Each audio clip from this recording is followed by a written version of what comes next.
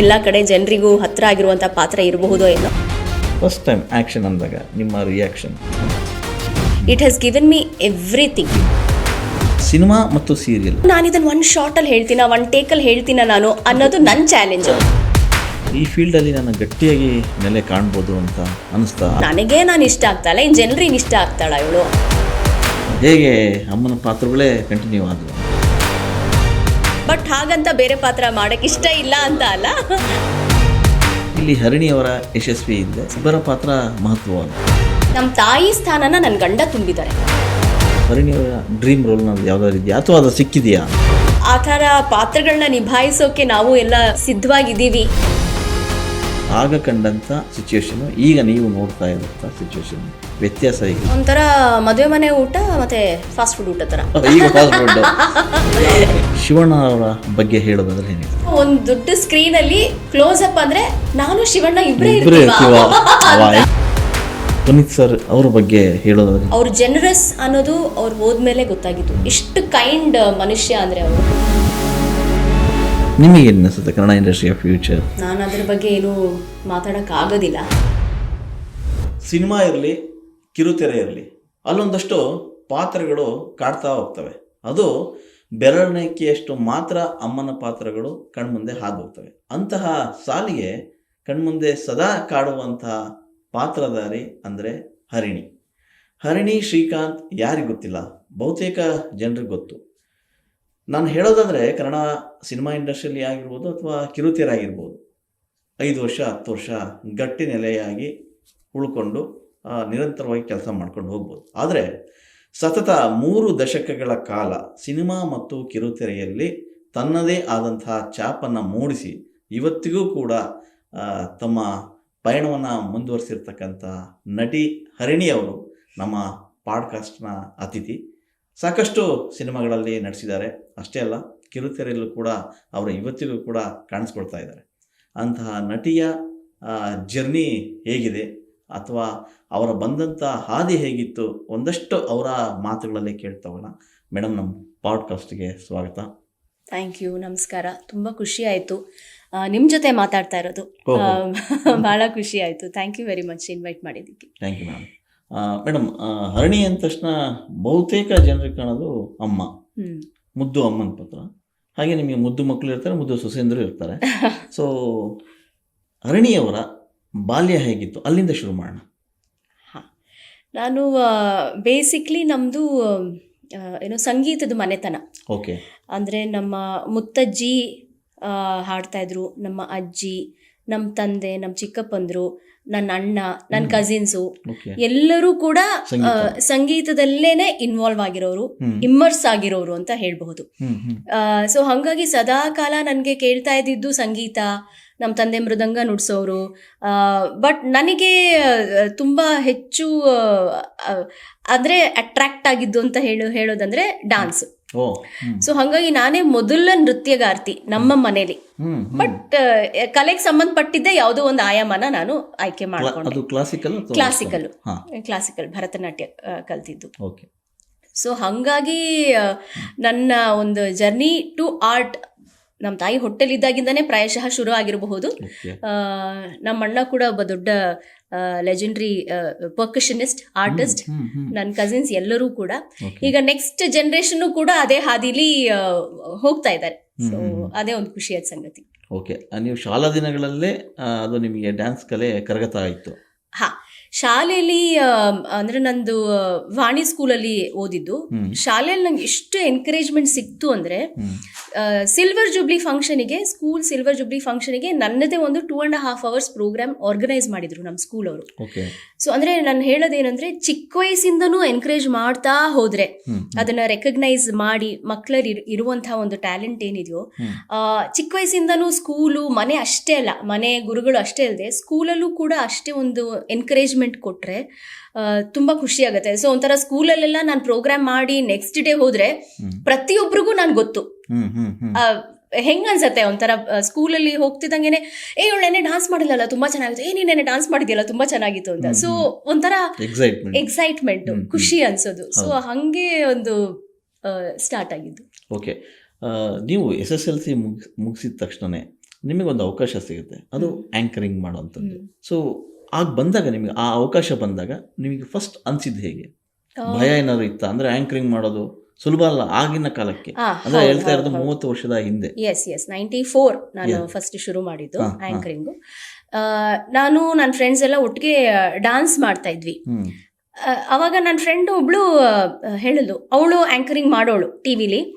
ಅವಾಗ ನಾನು ಅನ್ಕೊಳ್ತಾ ಇದ್ದೆ, ನಾನು ಒಂದ್ಸಲ ಟಿವಿಲಿ ಬಂದ್ರೆ ನಾನು ಹೆಂಗ್ ಕಾಣಿಸ್ತೀನಿ, ಒಂದೇ ಒಂದ್ಸಲ ನನ್ನನ್ನು ನಾನು ಟಿವಿಲಿ ನೋಡ್ಕೋಬೇಕಲ್ಲ ಅಂತ. ಅವಾಗೆಲ್ಲ ನಮಗೆ ಈ ಮ್ಯಾನಿಫೆಸ್ಟೇಷನ್ ಅನ್ನೋದು ಏನೂ ಗೊತ್ತಿರಲಿಲ್ಲ. ಬಟ್ ಆ ಥಾಟ್ ಒಂದಿರುತ್ತಲ್ಲ, ಒಂದು ಸ್ಟ್ರಾಂಗ್ ಥಾಟ್ ಹೋಗಿ ಗುಡ್ ಇಂಟೆಂಟ್ ಇಂದ ಹೋದ್ರೆ ಐ ಥಿಂಕ್ ಅದು ಸಾಕಾರಗೊಳ್ಳುತ್ತೆ ಅಂತ ಅನ್ಸತ್ತೆ.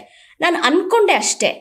ಅದ್ ನೋಡಿದ್ರೆ ನೆಕ್ಸ್ಟ್ ಡೇ ನನ್ನ ಫ್ರೆಂಡ್ ಯಾರೋ ಒಬ್ಳು ಆಂಕರಿಂಗ್ ಮಾಡ್ಬೇಕಿತ್ತು, ಅವಳಿಗೆ ಆಗದೆ ಇದ್ದ ಕಾರಣ ಸ್ವಲ್ಪ ನಮ್ಮ ಏನು ತಾತನ ಒಂದು ಆಶೀರ್ವಾದದಿಂದ ಅವ್ರ ಚಿಕ್ಕ ವಯಸ್ಸಿಂದನೇ ನನಗೆ LKG ಇಂದನೇ ಕನ್ನಡ ಹೇಳ್ಕೊಟ್ರು ನನಗೆ. ಅಂದ್ರೆ ಕಾತಲ್ ಕೊಟ್ಟು ಕಾಕಿಳಿ LKG UKG ನನಗೆ ಬರ್ತಾ ಇತ್ತು. ಸೊ ಫಸ್ಟ್ ಸ್ಟ್ಯಾಂಡರ್ಡ್ ಅಷ್ಟೊಳಗೆ ನಾನು ಕಲ್ತ್ಬಿಟ್ಟಿದ್ದೆ ಫುಲ್ಲು. ಸೊ ಹಂಗಾಗಿ ನನಗೆ ಭಾಷೆ ಸ್ವಲ್ಪ ಸ್ಪಷ್ಟ ಇತ್ತು, ಜ್ಞಾನ ಗೊತ್ತಿಲ್ಲ, ಅದು ಪಡ್ಕೊಳ್ತಾ ಹೋಗ್ಬೇಕಾಗತ್ತೆ, ಅದಕ್ಕೊಂದು ಎಂಡ್ ಇರಲ್ಲ. ಸೊ ಹಂಗಾಗಿ ಬಂದ್ ಕೇಳಿದ್ರು, ನೀನ್ ಮಾಡ್ತೀಯಾ ಅಂದ್ರು. ನಾನು ಅಯ್ಯೋ ಹೌದಲ್ಲ, ಒಂದ್ಸಲ ನನ್ನನ್ನು ನೋಡ್ಕೋಬೇಕು ಅಂತ ಆಸೆ ಇದೆ, ಆಯ್ತು ಮಾಡ್ತೀನಿ ಅಂತ ಅಂದೆ. ಮನೆಗೆ ಬಂದು ಸ್ಕ್ರಿಪ್ಟ್ ಕೊಟ್ರು. ಐ ಥಿಂಕ್ ಡಾನ್ಸರ್ ಆಗಿದ್ದ ಕಾರಣದಿಂದ ಮೆಮೊರಿ ಪವರ್ ಚೆನ್ನಾಗಿತ್ತು ಅಂತ ಅನ್ಸತ್ತೆ. ಸೊ ನನಗೆ ಸ್ವಲ್ಪ ಹಿಂಗೆ ನೋಡೋ ಪಿಕ್ಟೋರಿಯಲ್ ಮೆಮೊರಿನೂ ಒಂಚೂರು ಚೆನ್ನಾಗಿದೆ, ಕೇಳ್ವೆ ಜ್ಞಾನನೂ ಒಂಚೂರು ಚೆನ್ನಾಗಿದೆ. ಸೊ ನಂಗೆ ಹೇಳ್ತಾ ಹೋದ್ರೂ ಗ್ರಾಸ್ಪ್ ಮಾಡಬಲ್ಲೆ, ನೋಡ್ತಾ ಇದ್ರು ಅದನ್ನ ತಲೆಯಲ್ಲಿ ಕೂರಿಸ್ಕೊಳ್ಬಲ್ಲೆ. ಹಂಗಾಗಿ 1 ಪೇಜ್ ಇದು ಕೊಟ್ರು, ಕಾಂಪೇರಿಂಗ್ ಮೆಟೀರಿಯಲ್ ಕೊಟ್ರು ನನಗೆ. ಅಂಡ್ ಅದನ್ನ ಹೇಳ್ದೆ ನಾನು, ಖುಷಿಪಟ್ಟು ವಿವೇಕಾನಂದ ಪಾರ್ಕ್ ಇದೆಯಲ್ಲ ಗಿರಿನಗರದಲ್ಲಿ, ಅಲ್ಲಿ ದೂರದರ್ಶನಕ್ಕೆ ಸವಿ ನೆನಪು ಅನ್ನುವಂಥ ಒಂದು ಕಾರ್ಯಕ್ರಮಕ್ಕೆ ನಾನು ಆಂಕರಿಂಗ್ ಮಾಡಿದೆ. ಸೊ ಅಲ್ಲಿಂದ ನಂದು ಆಂಕರಿಂಗ್ ಜರ್ನಿ ಶುರುವಾಯ್ತು. ಅಂದ್ರೆ ಅದ್ ಹಂಗೆ ಮುಂದಕ್ಕೆ ಹೋಗತ್ತೆ ಅನ್ನೋದು ನನಗೆ ಗೊತ್ತಿರ್ಲಿಲ್ಲ. ಬಂತು ನಂದೇನಂದ್ರೆ ಮೊದ್ಲಿಂದಾನು ಗೋ ವಿತ್ ದ ಫ್ಲೋ ಅಂತಾರಲ್ಲ, ಹಂಗೆ ಆ ಕ್ಷಣಕ್ಕೆ ಇದು ಬಂತ, ಹಾ ಮಾಡೋಣ, ನಾನು ನನ್ನ ಕೈಲಾಗತ್ತಾ ಮಾಡೋಣ ಅನ್ನೋ ತರ. ಸರಸ್ವತಿ ಪುತ್ರರು? ಅಯ್ಯೋ ಇಲ್ಲ, ಅದು ಬಟ್ ಒಂದಂತೂ ಅದೇ ನಿಜ, ನೀವು ಸರಸ್ವತಿ ಪುತ್ರರು. ಕಲೆ ಎಲ್ಲರನ್ನ ಕೈಬೀಸಿ ಕರೆಯುತ್ತೆ. ಆಯ್ಕೆ ಮಾಡೋದು ಕೆಲವರನ್ನ ಯಾವಾಗ ಅಂತ ಗೊತ್ತಾಗತ್ತೆ ಅಂದ್ರೆ, ನಿಮ್ಗೆ ಯಾವುದೋ ಒಂದು ಪರಿಸ್ಥಿತಿ ಬಂದು ಆ ಪರಿಸ್ಥಿತಿಯಿಂದ ನೀವು ಆಚೆ ಬರ್ಬೇಕು ಅಂದಾಗ ಒಂದು ಸರಸ್ವತಿ ಒಂದು ಕೃಪಾ ಕಟಾಕ್ಷ ಬರುತ್ತಲ್ಲ, ಅವಾಗ್ಲೇ ಗೊತ್ತಾಗೋದು ನೀವು ಆಯ್ಕೆ ಆಗಿದ್ದೀರಿ ಅಂತ. ಅಲ್ಲಿವರೆಗೂ ಗೊತ್ತಾಗೋದಿಲ್ಲ, ರಿಯಲೈಸೇಷನ್ನೇ ಆಗೋದಿಲ್ಲ. ಸೊ ಹಂಗೆ ದೂರದರ್ಶನ ಆ ನೆನಪು, ಸವಿ ನೆನಪು ಕಾರ್ಯಕ್ರಮ ಆಗುತ್ತೆ. ಅದಾದ್ಮೇಲೆ ಮತ್ತೆ ನೀವು ಬಡ್ತಿ ಪಡಿತೀರಾ, ಉದಯ ಟಿವಿಗೂ ಹೋಗ್ತೀರಾ. ಅಲ್ಲಿಯ ಜರ್ನಿ ಹೇಗೆ ಶುರುವಾಯ್ತು?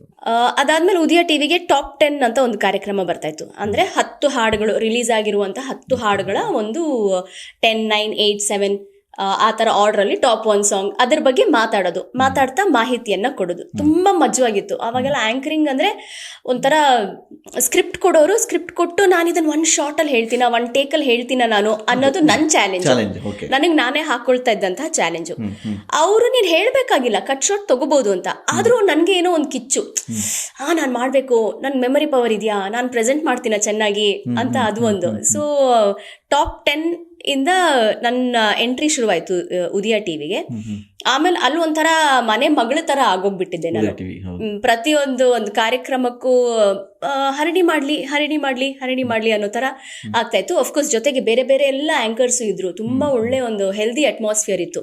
ಇವಾಗ ಅವ್ರು ಮಾಡ್ಬೇಕಾದ್ರೆ ಅವರಿಂದ ನಾವೇನಾದ್ರೂ ಕಲ್ತ್ಕೊಳ್ಳೋದಿದ್ಯಾ ಅಂದ್ರೆ, ಅವರು ಹೆಂಗ್ ಡ್ರೆಸ್ ಮಾಡ್ಕೋತಾರೆ ಅವರು, ಅಥವಾ ಹೆಂಗ್ ಮಾತಾಡ್ತಾರೆ, ಅವ್ರ ಸ್ಟೈಲ್ ಏನಿದೆ, ಅಬ್ಸರ್ವೇಷನ್. ಅಂದ್ರೆ ನಾನು ಅದನ್ನ ಹೊರತಾಗಿ ನಾನ್ ಮಾಡ್ಬಲ್ಲ, ಅಥವಾ ಅದನ್ನೇ ಮಾಡ್ಲಾ, ಅದು ಅವ್ರಿಗೆ ಕ್ಲಿಕ್ ಆಗಿದೆ, ನನಗೆ ಕ್ಲಿಕ್ ಆಗತ್ತಾ ಇಲ್ವಾ ಅನ್ನೋದೆಲ್ಲ ಮೋಸ್ಟ್ಲಿ ಅಬ್ಸರ್ವೇಷನ್ಗಿಂತ ಕೊಡ್ತಾರೆ. ಕೊಟ್ಟ ತಕ್ಷಣ ನನ್ನದೇ ಒಂದು ರೀತಿ ಸ್ಟೈಲಲ್ಲಿ ಪ್ರೆಸೆಂಟ್ ಮಾಡೋದು. ಓಕೆ, ಭರತನಾಟ್ಯ ಮಾಡ್ತೀರಿ, ಅಲ್ಲಿಂದ ಆಂಕರಿಂಗ್ ಮಾಡ್ತೀರಿ, ಅದಾದ್ಮೇಲೆ ಮತ್ತೊಂದಕ್ಕೆ ಬಡ್ತಿ ಪಡ್ಕೋತೀರಾ, ಅದು ನಟನೆ. ಅದಕ್ಕೂ ಮುಂಚೆ ಡಬ್ಬಿಂಗು. ಅದಕ್ಕೂ ಮುಂಚೆ ಡಬ್ಬಿಂಗ್. ಆಕ್ಟಿಂಗ್ಗೂ ಮುಂಚೆ ಡಬ್ಬಿಂಗ್. ಹಿಂಗೆ ಆಂಕರಿಂಗ್ ಆಫ್ಕೋರ್ಸ್ ಅದೇ ಲ್ಯಾಂಗ್ವೇಜ್ ಚೆನ್ನಾಗಿದೆ ಅನ್ನೋ ಕಾರಣಕ್ಕೆ ನಮ್ಮ ಸುದರ್ಶನ್ ಇದಾರಲ್ಲ, ನಮ್ಮ ಡಬ್ಬಿಂಗ್ ಆರ್ಟಿಸ್ಟ್, ಅವರು ಮಾಡ್ತೀಯಮ್ಮ, ಒಂದು ಸಿನಿಮಾ ಇದೆ, ಟ್ರೈ ಮಾಡು ಅಂದ್ರು. ಅದೇ ಹೇಳದ್ನಲ್ಲ, ನಾನು just go with the flow, ಬರೋದನ್ನ ಹಂಗೆ ಅವಕಾಶ ಉಪಯೋಗಿಸ್ಕೊಳ್ಳೋದು. ಬಟ್ ಏನಂದ್ರೆ ಅದು ಹಿಂದೂ ಮುಂದೆ ನಾನು ಯೋಚನೆ ಮಾಡಿದೆ, I would just do it ಅಷ್ಟೇ. ಓಕೆ, ಮಾಡಬೇಕು ಅಂದರೆ ಕರೆಕ್ಟಾಗಿ ಅಲ್ಲಿ 100% ಆಗಿ ಪ್ರೆಸೆಂಟ್ ಇದ್ದು ನಾನು ಅದನ್ನು ಮಾಡ್ತಾ ಇದ್ದೆ. ಹಿಂಗೆ ಮಾಡಬೇಕು ಹಂಗೆ ಮಾಡಬೇಕು ಅಂತ ತೋರಿಸೋರು. ಸೊ ನೀಲಮೇಘಶ್ಯಾಮ ನನ್ನ ಮೊದಲ ಡಬ್ಬಿಂಗ್, ರಾಧಿಕಾ ಅವರಿಗೆ ಧ್ವನಿ ಕೊಟ್ಟಿದ್ದೆ ನಾನು. ಸೀತಾರಾಮ್ ಅವರ ಡೈರೆಕ್ಷನ್ ಅಲ್ಲಲ್ಲ, ನೀಲಮೇಘಶ್ಯಾಮ ಡಬ್ಬಿಂಗ್ ಅಲ್ವಾ? ಡಬ್ಬಿಂಗ್ ಅಲ್ಲಿ. ಸೊ ರಾಧಿಕಾ ಅವ್ರಿಗೆ ನಾನು ಧ್ವನಿ ಕೊಟ್ಟಿದ್ದೆ. ಅಲ್ಲಿಂದ ನಂದು ಡಬ್ಬಿಂಗ್ ಜರ್ನಿ ಶುರುವಾಯ್ತು. ಡಬ್ಬಿಂಗ್ ಮಾಡ್ತಾ ಮಾಡ್ತಾ ಮಾಡ್ತಾ ಡಬ್ಬಿಂಗ್ ಮಾಡ್ಬೇಕಾದ್ರೆ ಗೊತ್ತಿಲ್ಲದೆ ನಾವು ಆಕ್ಟ್ ಮಾಡ್ತಾ ಇರ್ತೀವಿ. ಸೊ ಎಕ್ಸ್ಪ್ರೆಷನ್ಸ್ ಬರ್ತಾ ಇರುತ್ತೆ. ಅವಾಗ ಆಕ್ಟಿಂಗ್ ಮಾಡ್ಬೋದಾ, ಅದೇ ಹೇಳದಲ್ಲ, ಥಾಟ್ ಬಂದ್ರೆ ಸಾಕು ಅದು ಆಗೋಗ್ಬಿಡೋದು. ಅವಾಗ ನನಗೆ ಅದು ಹೆಂಗಾಗ್ತಿತ್ತು ಅಂತ ಗೊತ್ತಿಲ್ಲ. ಆ್ಯಂಡ್ ಆ್ಯಕ್ಟಿಂಗಿಗೆ ಬಂತು. ಪ್ರತಿಭೆ ಅಂತ ಒಂದು ಸೀರಿಯಲ್ಗೆ BR ಕೇಶವ ಅವರ ನಿರ್ದೇಶನಕ್ಕೆ ಬಂತು. ಅದು ಶುರು ಮಾಡಿದೆ. ಅದಾದಮೇಲೆ ಆತ್ಮ ಅಂತ ಒಂದು ಸೀರಿಯಲ್ ಮಾಡಿದೆ ಉದಯ ಟಿವಿಗೆ. ಅಶೋಕ್ ಕಶ್ಯಪ್ ಅವರ ಡೈರೆಕ್ಷನ್ ಮತ್ತು ಇದು ಕ್ಯಾಮ್ರಾ ವರ್ಕ್ ಇತ್ತು. ಸರಿ ಮಾಡಿದೆ, ಬಟ್ ನನಗೆ ನಾನು ಇಷ್ಟ ಆಗ್ತಾ ಇರಲಿಲ್ಲ ನೋಡ್ಕೊಂಡಾಗ. ಏನೋ ಬೇಕು ಅಂತ. ಏನ್ ನನ್ನ ನೋಡಿದ್ರೆ ಅಯ್ಯೋ ನನಗೆ ನಾನು ಇಷ್ಟ ಆಗ್ತಾ ಇಲ್ಲ, ಇನ್ ಜನರಿಗೆ ಇಷ್ಟ ಆಗ್ತಾಳ ಇವಳು ಅನ್ನೋದೊಂದಿತ್ತು. ಸೊ ಆಮೇಲೆ ಅಯ್ಯೋ ಬೇಡ, ನಾನು ಇದೊಂದು ಸೀರಿಯಲ್ ಮುಗಿಸ್ಬಿಟ್ಟು ವಾಪಸ್ ಆಂಕರಿಂಗ್ಗೆ ಮಾಡ್ತಾ ಹೋದೆ. ಆಮೇಲೆ ಜೊತೆಗೆ ಡಾನ್ಸು ಕೂಡ ನಡೀತಾ ಇತ್ತು. ಇದ್ರೆಲ್ಲದರ ಜೊತೆಗೆ ಒಂಥರ ಏನ್ ಹೇಳ್ತಾರೆ ಸರ್, ಇದು ಒಂಥರ ಚಿತ್ರಾನ್ನ ತರ ಅಂತಾರಲ್ಲ, ಮಧ್ಯದಲ್ಲಿ ಒಂದು ಕಾರ್ಪೊರೇಟ್ ಜಾಬ್ ಬಂತು. ಈ ನಡುವೆ ನಾವು ಇನ್ನೊಂದು ಪ್ರಶ್ನೆ ಮಾಡ್ತೇವೆ. ನೀವು ಆ SLC ಮುಗಿದ್ಮೇಲೆ ಆ್ಯಂಕರಿಂಗ್ ಶುರು ಮಾಡ್ತೀರಾ, ಅದೆಲ್ಲ ಆಗುತ್ತೆ, ಡಬ್ಬಿಂಗ್ ಕಲಾವಿದೆಯಾಗಿ ಕೂಡ ಗುಸ್ಕೋತೀರಾ. ಎಜುಕೇಷನ್ ಅಂತ ಬಂದಾಗ ಮನೆಯವರು ಎಜುಕೇಷನ್ ನೀವು ಟೈಮಿಂಗ್ ಕೊಡ್ತಾ ಇದ್ರಿ ಅಂತ ಇವೆರಡು? ನಾನು ಎಜುಕೇಷನಲ್ಲಿ ಸೆಕೆಂಡ್ ಇಯರ್ BCom ವರೆಗೂ ಓದಿದೆ. ಆಮೇಲೆ ತುಂಬಾನೇ ನನಗೆ ಈ ಕಲೆ ಕಡೆ ಸೆಳ್ತಾ ಬಂತು. ಸೊ ನಾನೇನ್ ಮಾಡಿದೆ, ಕಂಪ್ಲೀಟ್ ಆರ್ಟ್ ಕಡೆಗೆ ಹೋಗಿ I took up correspondence arts. BA ಮಾಡಿದೆ, bachelors degree in arts. So ನನಗೆ ಏನಂದ್ರೆ ನನಗಿರ್ಬೇಕು ಒಂದು, ನಾನು ಓದಿದ್ದೀನಿ, ಒಂದು ಡಿಗ್ರಿ ಅನ್ನೋದು ಇರಬೇಕು ಫಾರ್ ಎನಿಥಿಂಗ್. ಅದೇ ಯಾವಾಗ್ಲೂ ಏನ್ ಮಾತುಕತೆ ಆಗ್ತಾ ಇರುತ್ತೆ ಅಂದ್ರೆ ಮನೇಲಿ, ಎಜುಕೇಶನ್ ಮುಗಿಸು, ಅಲ್ಲ, ಒಂದು ಪ್ಲಾನ್ A ಅಂದ್ರೆ ಪ್ಲಾನ್ B ನು ನಾನು ರೆಡಿ ಇಟ್ಕೊಂಡಿರ್ತೀನಿ ಸಾಮಾನ್ಯ. ಸೊ ನಮ್ಮನೇಲಿ ನನ್ ಗಂಡ ಹೇಳೋದು, ನೆಗೆಟಿವ್ ಆಗಿ ಯೋಚನೆ ಮಾಡ್ತಾ ಇದ್ಯಾ, ಆಗಲ್ಲ ಅಂತ ಯಾಕೆ ಅನ್ಕೋಬೇಕು ಅಂತ. ನಾನು ಆಗಲ್ಲ ಅಂತ ಅನ್ಕೋತಾ ಇಲ್ಲ, I am just keeping a backup plan ready. ಅದು ಇನ್ನೊಂದು ಅಪ್ರೋಚ್ ಅಷ್ಟೇ ಟುವರ್ಡ್ಸ್ ಇಟ್ ಅಂತ. ಸೊ ಹಂಗೆ ಇದಾಗ್ಲಿಲ್ಲ ಅಂದ್ರೆ ಅದಾಗ್ಲಿ ಅನ್ನೋ ಕಾರಣಕ್ಕೆ ಸೊ ಬ್ಯಾಚುಲರ್ಸ್ ಡಿಗ್ರಿ ಮಾಡ್ಕೊಂಡೆ. ಆಮೇಲೆ ಒಂದು ಫ್ರಂಟ್ ಆಫೀಸ್ ಅಡ್ಮಿನ್ ಆಗಿ ನನಗೆ ಕೆಲಸ ಸಿಕ್ತು. ಕಂಪ್ಲೀಟ್ ಈಗ EPABX ಏನಿರುತ್ತೆ ಅದನ್ನ ಹ್ಯಾಂಡಲ್ ಮಾಡೋದು, front office admin, complete admin ನೋಡ್ಕೊಳ್ಳೋದು, ಅದೊಂದು ಹೊಸ ಜಗತ್ತು. ಹೆಂಗೆ ಅಂದ್ರೆ ಬೆಳಗ್ಗೆ ಆಂಕರಿಂಗ್ ಮಾಡ್ತಿದ್ದೆ, ಕೆಲ್ಸಕ್ಕೆ ಹೋಗ್ತಿದ್ದೆ, ಮತ್ತೆ ಸಾಯಂಕಾಲ ಏನಾದ್ರು ಆಂಕರಿಂಗ್ ಇದ್ರೆ ಅದನ್ನ ಮುಗಿಸ್ಕೊಂಡು ಮನೆಗೆ ಹೋಗ್ತಾ ಇದ್ದೆ. ಆ ತರ ಇರ್ತಾ ಇತ್ತು ನನ್ನ. ಆಕ್ಚುಲಿ ವೆರಿ ಬಿಸಿ, ಆನೆಸ್ಟ್ಲಿ ತುಂಬಾ ಬಿಸಿನೇ ಇರ್ತಾ ಇದ್ದೆ. ಅಲ್ಲಿ ಏನಂದ್ರೆ ಅಲ್ಲೂ ಕೂಡ ಕಲಿಯೋಕೆ ಸಾಕಷ್ಟು ಅವಕಾಶ ಸಿಕ್ತು ನನಗೆ. ಕಾರ್ಪೊರೇಟ್ ಇದರಲ್ಲಿ ಅದೊಂದು ಕನ್ಸಲ್ಟೆನ್ಸಿ ಫರ್ಮ್ ಆಗಿತ್ತು. ಹಾಗಾಗಿ ಅಂದ್ರೆ ಅವ್ರು ಹೆಂಗ್ ಮಾತಾಡ್ತಾರೆ, ಕಾರ್ಪೊರೇಟ್ ಅಲ್ಲಿ ಹೆಂಗ್ ಮಾತಾಡ್ತಾರೆ, ಯಾವ ತರ ಒಂದು, ಅಲ್ಲೂ ಕೂಡ ನನ್ ಮೆಮೊರಿ ಪವರ್ ಎಷ್ಟು ಹೆಲ್ಪ್ ಆಯ್ತು ಅಂದ್ರೆ, ಇವಾಗೆಲ್ಲ ಬಿಡಿ ಮೊಬೈಲ್, ಅವಾಗ ಮೊಬೈಲ್ ಇರ್ಲಿಲ್ಲ ಇನ್ನು, ಅವಾಗ ಇಂಟ್ರೊಡ್ಯೂಸ್ ಆಗ್ತಾ ಇತ್ತು. ಸೊ ನಂಬರ್ ಎಲ್ಲ ನನಗೆ ತಲೆಲೇ ಇತ್ತಿತ್ತು, ನಂಬರ್ ವಿತ್ ನೇಮ್ಸ್. ಸೊ ಒಂದೊಂದ್ಸಲ ಸಾಯಂಕಾಲ ಆಫೀಸಿಂದ ಹೋದ್ಮೇಲೆ ನಮ್ ಸರ್ ಫೋನ್ ಮಾಡೋರು, ಹರಿಣಿ ಇವ್ರು ಕನೆಕ್ಟ್ ಮಾಡ್ಕೊಡ್ತೀಯ, ನಂಬರ್ ಏನಿದೆ ಹೇಳು, ನಾನು ಮರ್ತೋಗ್ಬಿಟ್ಟಿದ್ದೀನಿ, ಪಟ್ ಅಂತ ಹೇಳ್ತಿದ್ದೆ ನಾನು. ಸೊ ಅವ್ರ ಮನೆಯಿಂದ ಕಾಲ್ ಮಾಡ್ಕೊಡೋರು. ಸೊ ಅದು ಒಂಥರ ದಟ್ ಈಸ್ ಮರೆಯಕ್ ಆಗದೆ ಇರೋಂಥ ಒಂದು ಫೇಸ್ ನಾನು ಅಲ್ಲಿ ಕೆಲಸ ಮಾಡಿದ್ದು. ಇದು ಸುಮಾರು ಜನರಿಗೆ ಗೊತ್ತಿಲ್ಲ ನಾನು ಅಲ್ಲೂ ಕೆಲಸ ಮಾಡಿದ್ದೀನಿ ಅಂತ. ಸೊ ಗೊತ್ತಾಗಲಿ ಬಿಡಿ ಆಡಿಯನ್ಸ್ಗೆ. ಓಕೆ, ನಟನೆ ಅಂತ ಬಂದಾಗ ಸೊ ಆ ಕಾಲಘಟ್ಟದಲ್ಲಿ ಒಂದಿಷ್ಟು ಈ ನಟನೆ, ಸಿನಿಮಾ, ಸೀರಿಯಲ್ ಅಂದ ತಕ್ಷಣ ಮನೆಯವರ ಮನಸ್ಥಿತಿಗಳು ಬೇರೆ ಬೇರೆ ಥರ ಇರ್ತದೆ. ಸೊ ಹರಿಣಿಯವರ ಮನೆಯವರ ಮನಸ್ಥಿತಿ ಹೇಗಿತ್ತು ಆಗ, ನಟನೆ ನಾನು ಮಾಡ್ತೀನಿ ಅಂದಾಗ? ನನಗೆ ಬಂದ ತಕ್ಷಣ ನನ್ಗೆ ಮಾಡಬೇಕು ಅನ್ನೋ ಆಸೆ. ಬಟ್ ನಮ್ಮ ಮನೇಲಿ ಸ್ವಲ್ಪ ಟ್ರೆಡಿಷನಲ್ ಬ್ಯಾಕ್ ಗ್ರೌಂಡ್ ಇತ್ತು. ಅಂದ್ರೆ ಎಲ್ಲರೂ ಕ್ಲಾಸಿಕಲ್ ಇದರಲ್ಲಿ ಏನೋ ಸಂಗೀತದಲ್ಲೇ ಇರಬೇಕು, ಕಲೆಯಲ್ಲೇ ಇರಬೇಕು, ಟಿವಿಗೆ ಹೋಗ್ಬಾರ್ದು ಅನ್ನೋದು ಸ್ವಲ್ಪ ಇತ್ತು. ಬಟ್ ನನಗೆ ಹೋಗ್ಬೇಕು ಅಂತ. ನಮ್ ತಾಯಿ ವಾಸ್ ಲೈಕ್, ಹೋಗ್ಲಿ ಪರವಾಗಿಲ್ಲ, ಏನಂತೆ, ಟ್ರೈ ಮಾಡ್ಲಿ, ಹೌದು, ಸಪೋರ್ಟ್ ಮಾಡೋರು ಬೇಕಿತ್ತು. ಬಟ್ ನಮ್ ತಾಯಿ ಎಲ್ಲ ಕಡೆ ಬರೋರು ನನ್ಗೆ ಜೊತೆಗೆ, ಕಂಪ್ಲೀಟ್ ಥ್ರೂ ಔಟ್ ಇರೋರು. ಅಂದ್ರೆ ಇವಾಗ್ಲೂ ಕೂಡ ನಾವು ಚಿಕ್ಕ ವಯಸ್ಸಲ್ಲಿ ನಾವು ಹೇಗಿರ್ತೀವಿ, ನಾವು ಎಂಟ್ರಿ ಆದಾಗ ನಾವು ಹೇಗೆ ನಡ್ಕೋತೀವಿ ಅನ್ನೋದ್ರ ಮೇಲೆ ಮುಂದೆ ನಮ್ಮನ್ನ ಜನ ಹೇಗೆ ನೋಡ್ತಾರೆ ಅನ್ನೋದು ಡಿಪೆಂಡ್ ಆಗಿರುತ್ತೆ. ಸೊ ಹಾಗಾಗಿ ನಮ್ಮ ಜೊತೆ ನಮ್ಮ ತಾಯಿ ಇದ್ದಿದ್ರಿಂದ ನನ್ನನ್ನು ಎಲ್ಲರೂ ಮಾತಾಡ್ಸೋ ರೀತಿ ಕೂಡ, ನಾನು ಯಾವುದೋ ಒಂದು ಆ ಟೈಮ್ಗೆ ನಾನು ಸ್ವಲ್ಪ ಚಿಕ್ಕ ಹುಡುಗಿನೇ, ಸೊ ನನ್ನ ಚಿಕ್ಕ ಮಗು ಥರನೇ ಮಾತಾಡ್ಸೋರು. ಆ ಏಜಿಗೆ ತಕ್ಕ ಹಾಗೇನೆ ಅದೇ ಥರ ಮಾತಾಡ್ಸೋಕ್ಕೆ ನನ್ನ ಜನ ಶುರು ಮಾಡಿದ್ರು, ಆ ಏಜಿಗೆ ತಕ್ಕ ಹಾಗೆ.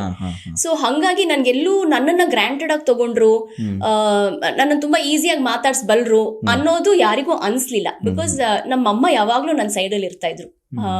ಸುಮಾರು ವರ್ಷ ಬಂದರು ನಮ್ಮ ತಾಯಿ ನನ್ನ ಜೊತೆಗೆ, ಮದುವೆ ಆಗೋವರೆಗೂ she was there with me. So ಅದಾದ್ಮೇಲಿಂದ ಹಂಗೆ ಬಂತು, ಹಾಗೆ ಹೋಗ್ಬಿಟ್ಟೆ ಅಷ್ಟೇ. ಮನೇಲೂ ಏನು ಹೇಳ್ತಾ ಇರ್ಲಿಲ್ಲ. ಅಫ್ಕೋರ್ಸ್ ನಮ್ಮ ಅಣ್ಣ ಎಲ್ಲ ಸ್ವಲ್ಪ ಬೇಡ ಡಾನ್ಸಲ್ಲಿ ಇರಲಿ ಬೇಡ ಅಂತೆಲ್ಲ ಹೇಳೋರು. ಆಮೇಲಿಂದ they also felt good about the fact. Okay, ಸಂಗೀತದ ಫ್ಯಾಮಿಲಿ ಅಂತ ಹೇಳಿದ್ರಿ. ಹರಣಿ ಅವರು ಎಷ್ಟು ಮಟ್ಟಿಗೆ ಸಂಗೀತ ಕಲ್ತಿದ್ದಾರೆ? ಅಯ್ಯೋ, ಯಾವ ಹಾಡು ಹಾಡಬಹುದು? ನನಗೆ ಸಂಗೀತ ಬರೋದೇ ಇಲ್ಲ. ಇದು ಸುಮಾರು ಕಡೆ ಹೇಳಿದೀನಿ ನಾನು. ನಂಗೆ ಹಾಡಬೇಕು ಅನ್ನೋ ಆಸೆ. ನಮ್ಮ ಅಜ್ಜಿ ದೊಡ್ಡ ವಿದ್ವಾಂಸರು, ಅವ್ರ ಹತ್ರನೇ ಸಂಗೀತ ಕಲಿಯಕ್ಕೆ ಅಂತ ನಾನು ನಮ್ಮಣ್ಣ ಹೋದ್ವಿ. ನನಗೆ ಡಾನ್ಸರ್ ಆಗಿರೋದ್ರಿಂದ ನನ್ನ ತಾಳ ಎಲ್ಲ ಕಾಲಲ್ಲೇ ಹಾಕ್ತಾ ಇದ್ದೆ. ಕೈಯಲ್ಲಿ ತಾಳ ಹಾಕಿದ್ರು ಕಾಲಲ್ಲಿ ಬರೋದು. ನಮ್ಮ ಅಜ್ಜಿ ಹಿಂಗ್ ನೋಡೋರು, ಕಾಲಲ್ಲಿ ತಾಳ ಹಾಕ್ಬೇಡ ಅನ್ನೋರು. ಆಮೇಲೆ ನಾನು ಈ ಮನೇಲಿ ಶುರು ಮಾಡಿದ್ರೆ ಶ್ರುತಿ, ನಂದು ಯಾವ್ದೋ ಪಕ್ಕದ ಮನೆಗೆ ಹೋಗಿರೋದು, ನಮ್ಮ ಅಜ್ಜಿಗೆ ಆಗ್ತಾ ಇರ್ಲಿಲ್ಲ. ಒಳ್ಳೆ ಸಿಂಗರ್ ಆಗಿದ್ರೆ ಅದಕ್ಕೆ ಅವರು ಪುಸ್ತಕ ಮಡ್ಚಿಟ್ಬಿಟ್ಟು, ನಿನಗೆ ಸಂಗೀತ ಹಾಡಕ್ ಬರಲ್ಲಮ್ಮ, ಪರವಾಗಿಲ್ಲ, ನೀನ್ ಡಾನ್ಸ್ ಮಾಡ್ತಾ ಇದೀಯ, ಅದನ್ನೇ ಮಾಡ್ಕೊಂಡಿರು ಅಂತ. ಸೊ ಹಂಗೆ. ಓಕೆ, ಅಂದ್ರೆ ಅಲ್ಲಿಗೆ ಸಂಗೀತದ ಜ್ಞಾನ ಇದ್ರೂ ಕೂಡ ನಿಮಗೆ ಒಲವು ಡ್ಯಾನ್ಸ್ ಕಡೆ ಇತ್ತು ಅಂತ ಹೇಳ್ತಾ ಇದ್ರಿ. ಓಕೆ, ಫಸ್ಟ್ ಟೈಮ್ ನೀವು ಕ್ಯಾಮ್ರಾ ಎದುರಿಸ್ತೀರಿ ಅಂದರೆ ಇಲ್ಲಿ ಆ್ಯಂಕರಿಂಗ್ ಮಾಡ್ತೀರಿ, ಡಬ್ಬಿಂಗ್ ಮಾಡ್ತೀರಿ, ಡ್ಯಾನ್ಸ್ ಮಾಡ್ತೀರಿ, ಎಲ್ಲ ಆದಾಗ ಸಿನಿಮಾ ಅಥವಾ ಕಿರುತೆರೆಗೆ ಬಂದಾಗ ಒಂದು ಅವಕಾಶ, ಆ ಎಕ್ಸೈಟ್ಮೆಂಟ್ ಎಲ್ಲ ಇರುತ್ತೆ. ಫಸ್ಟ್ ಟೈಮ್ ಆ್ಯಕ್ಷನ್ ಅಂದಾಗ ನಿಮ್ಮ ರಿಯಾಕ್ಷನ್? ನನಗೆ ಫಸ್ಟಿಂದನೂ ಹೆಂಗೆ ಅಂದರೆ, ಈಗ ಲೈಟ್ ಆನ್ ಆದ ತಕ್ಷಣ ನಾನು ಹಿಂಗೆ ಒಂಥರ ಅಲರ್ಟ್ ಆಗೋದು, ಫುಲ್ ಎಲ್ಲ ತಲೆಯಲ್ಲಿ ಎಲ್ಲಾನು ಕೂರಿಸ್ಕೊಂಡ್ಬಿಟ್ರು. ಇವಾಗ ಆಕ್ಷನ್ ಅಂದ ತಕ್ಷಣ ಎಲ್ಲ ನಾನು ಹೇಳ್ಬಿಡ್ಬೇಕು, ಫುಲ್ ಡೆಲಿವರ್ ಮಾಡ್ಬಿಡ್ಬೇಕು ಅನ್ನೋಂಥದ್ದು. ಔಟ್ಡೋರ್ ಮಾಡಿದ್ರಿಂದ ಸ್ವಲ್ಪ ಜನನು ನೋಡ್ತಾ ಇದ್ರು, ಅಲ್ಲಿ ಒಂಚೂರು ಕಾನ್ಶಿಯಸ್ ಅದೇ. ಅಫ್ಕೋರ್ಸ್ 1-2-3 ಟೇಕ್ಸು ಆಯ್ತು ಫಸ್ಟ್ ಟೈಮ್. ಬಟ್ ನನಗೆ ಲಕ್ಕಿಲಿ ಏನು ಅಂದ್ರೆ, ಹೇಳ್ಕೊಡೋದಕ್ಕೆ ಕರೆಕ್ಟ್ ಆಗಿರುವಂತಹ ವ್ಯಕ್ತಿಗಳಿದ್ರು ನನ್ನ ಗೈಡ್ ಮಾಡಕ್ಕೆ, ಟೀಚ್ ಮಾಡಕ್ಕೆ. ಸೊ ಅದೊಂದು ಕಂಪ್ಲೀಟ್ಲಿ ಟೋಟಲಿ ಬ್ಲೆಸ್ಡ್ ಅಂತ ಹೇಳ್ಬೋದು ನಾನು. ಎನ್ವಿರಾನ್ಮೆಂಟ್ ಏನಿತ್ತು, ಎಲ್ಲೆಲ್ಲಿ ಕೆಲಸ ಮಾಡಿದ್ನೋ ನಾನು, ಎಲ್ಲಾ ಕಡೆನೂ ಕರೆಕ್ಟ್ ಆಗಿ ನನಗೆ ಹೇಳ್ಕೊಡೋರಿದ್ರು. ಸೊ ಹಂಗಾಗಿ ಈಸಿ ಆಯ್ತು ಮಾಡಲಿಕ್ಕೆ. ಓಕೆ, ನಿಮಗೆ ಆ ಸೀರಿಯಲ್ ಮಾಡುವಾಗ ಅದಾದ ನಂತರ ಈ ಫೀಲ್ಡಲ್ಲಿ ನಾನು ಗಟ್ಟಿಯಾಗಿ ನೆಲೆ ಕಾಣ್ಬೋದು ಅಂತ ಅನಿಸ್ತಾ, ಆ ನಂಬಿಕೆ ಇತ್ತ? ಶುರುಲಿ ಇರಲಿಲ್ಲ ನನಗೆ, ಆನೆಸ್ಟ್ಲಿ. ಆ ನಂಬಿಕೆ ಬಂದಿದ್ದು ಯಾವಾಗ ಅಂದರೆ, TN ಸೀತಾರಾಮ್ ಅವರ ಮಿಂಚು ಧಾರಾವಾಹಿ ಮಾಡಿದೆ ನಾನು. ಓಕೆ. ಸೊ ಅದಾದಮೇಲೆ ನನಗೆ ಒಂದು ಸ್ವಲ್ಪ ಪರವಾಗಿಲ್ಲ, ನನಗೆ ಅವ್ರು ಹೇಳೋದು ಅರ್ಥ ಆಗುತ್ತೆ, ಅವ್ರೇನು ಅಪೇಕ್ಷೆ ಎಕ್ಸ್ಪೆಕ್ಟೇಷನ್ ಇದೆಯೋ ಅದನ್ನು ನಾನು ಡೆಲಿವರ್ ಮಾಡೋಕ್ಕಾಗತ್ತೆ ಕ್ಯಾಮ್ರಾ ಮುಂದೆ ಅಂತ ಅನ್ಸೋಕೆ ಶುರುವಾಯಿತು ನನಗೆ ಆವಾಗ. ಸೊ ಅವಾಗಿಂದ ನಾನು ಅಂದ್ಕೊಂಡೆ, ಓಕೆ ಫೈನ್, ಇದರಲ್ಲೇ ಮುಂದುವರಿಯೋಣ ಅಂತ ಅಂದ್ಕೊಂಡು. ಆ್ಯಂಡ್ ನನ್ನ ಗಂಡನ ಸಪೋರ್ಟ್ ಕೂಡ ಸಿಕ್ಕಾಪಟ್ಟೆ ಇದರಲ್ಲಿ ಇದೆ, ಇರುತ್ತೆ ಮುಂದೆ ಯಾವಾಗಲೂ. ಸೊ ಹಾಗಾಗಿ ಅವರು ಹೇಳಿದ್ರು, ಇದನ್ನೇ ಕಂಟಿನ್ಯೂ ಮಾಡು, ತೊಂದರೆ ಇಲ್ಲ ಅಂತ. ಸೊ ಅವಾಗಿಂದ ಅನಿಸಿದ್ದು ಅವಾಗ ನನಗೆ. ಓಕೆ, ಒಂದಾದಮೇಲೆ ಒಂದು ಸೀರಿಯಲ್ ಮಾಡ್ತಾ ಹೋಗ್ತೀರಿ. ಸೊ ಅದಾದಮೇಲೆ ಹರಣಿ ಅವರಿಗೆ ತುಂಬ ಪಾಪ್ಯುಲಾರಿಟಿ ತಂದುಕೊಟ್ಟು, ಅಂದರೆ ಜನಪ್ರಿಯತೆ ತಂದುಕೊಂಡ ಪಾತ್ರ ಮತ್ತು ಸೀರಿಯಲ್ ಅದೇ ಮಿಂಚೂಲಿ ಕಾತ್ಯಾಯಿನಿ ಅಂತ ಒಂದು ಹ್ಯಾಂಡಿಕ್ಯಾಪ್ ರೋಲ್ ಮಾಡಿದೆ ನಾನು. ಅದು ಇವತ್ತಿಗೂ ತುಂಬಾ ಜನ ನೆನ್ಪಿಟ್ಕೊಂಡಿದ್ದಾರೆ, ಮಿಂಚು ಕಾತ್ಯಾಯಿನಿ ಅಲ್ವಾ, ಮಿಂಚು ಕಾತ್ಯಾಯಿನಿ ಅಲ್ವಾ ಅಂತ. ಸೊ ಅದು ಮತ್ತೆ ಪುಟ್ಟ ಗೌರಿ ಮದ್ವೆ, ಅದರಲ್ಲಿ ಭಾಗ್ಯ ಅನ್ನೋಂಥ ಪಾತ್ರ. ಆಮೇಲೆ ಮಿಥುನ ರಾಶಿ, ಅದು ನಾಗಿಣಿ, ಇದೆಲ್ಲ ಸಾಕಷ್ಟು ಹೆಸರನ್ನ ತಂದುಕೊಟ್ಟಂತಹ ಪಾತ್ರಗಳು. ಓಕೆ, ಅಲ್ಲಿಂದ ಮತ್ತೊಂದು ಅವಕಾಶ ಗಿಟ್ಸ್ಕೋತೀರಿ, ಅದು ಸಿನಿಮಾ. ಸೊ ಈ ಸಿನಿಮಾ ಅವಕಾಶ ಬಂದದ್ದು ಹೇಗೆ, ಮತ್ತು ಸಿನಿಮಾ ಮತ್ತು ಸೀರಿಯಲ್ ಇವೆರಡನ್ನ ನೀವು ಕಂಪೇರ್ ಮಾಡೋದಾದರೆ ಯಾವುದು ಕಂಫರ್ಟ್ ಅಂತ? ನನಗೆ ಫಸ್ಟ್ ಸಿನಿಮಾ ಮಾಡಿದ್ದು, ನಾನು ಮಿಂಚು ಮಾಡಬೇಕಾದ್ರೇ TN ಸೀತಾರಾಮ್ ಅವ್ರದ್ದೇ ಮೀರಾ ಮಾಧವ ರಾಘವ ಸಿನಿಮಾ. ಅದರಲ್ಲಿ ರಮ್ಯಾ ಅವರ ಫ್ರೆಂಡ್ ರೋಲ್ ನಾನು ಮಾಡಿದ್ದು. ಸೊ ಮಾಡಿ ಅಂತ ಅಂದರು ಇವರು ಸೀತಾರಾಮ್ ಸರು. ಸರಿ ಆಯಿತು ಸರ್ ಮಾಡ್ತೀನಿ. ಓಕೆ ಕರೆದ್ರು.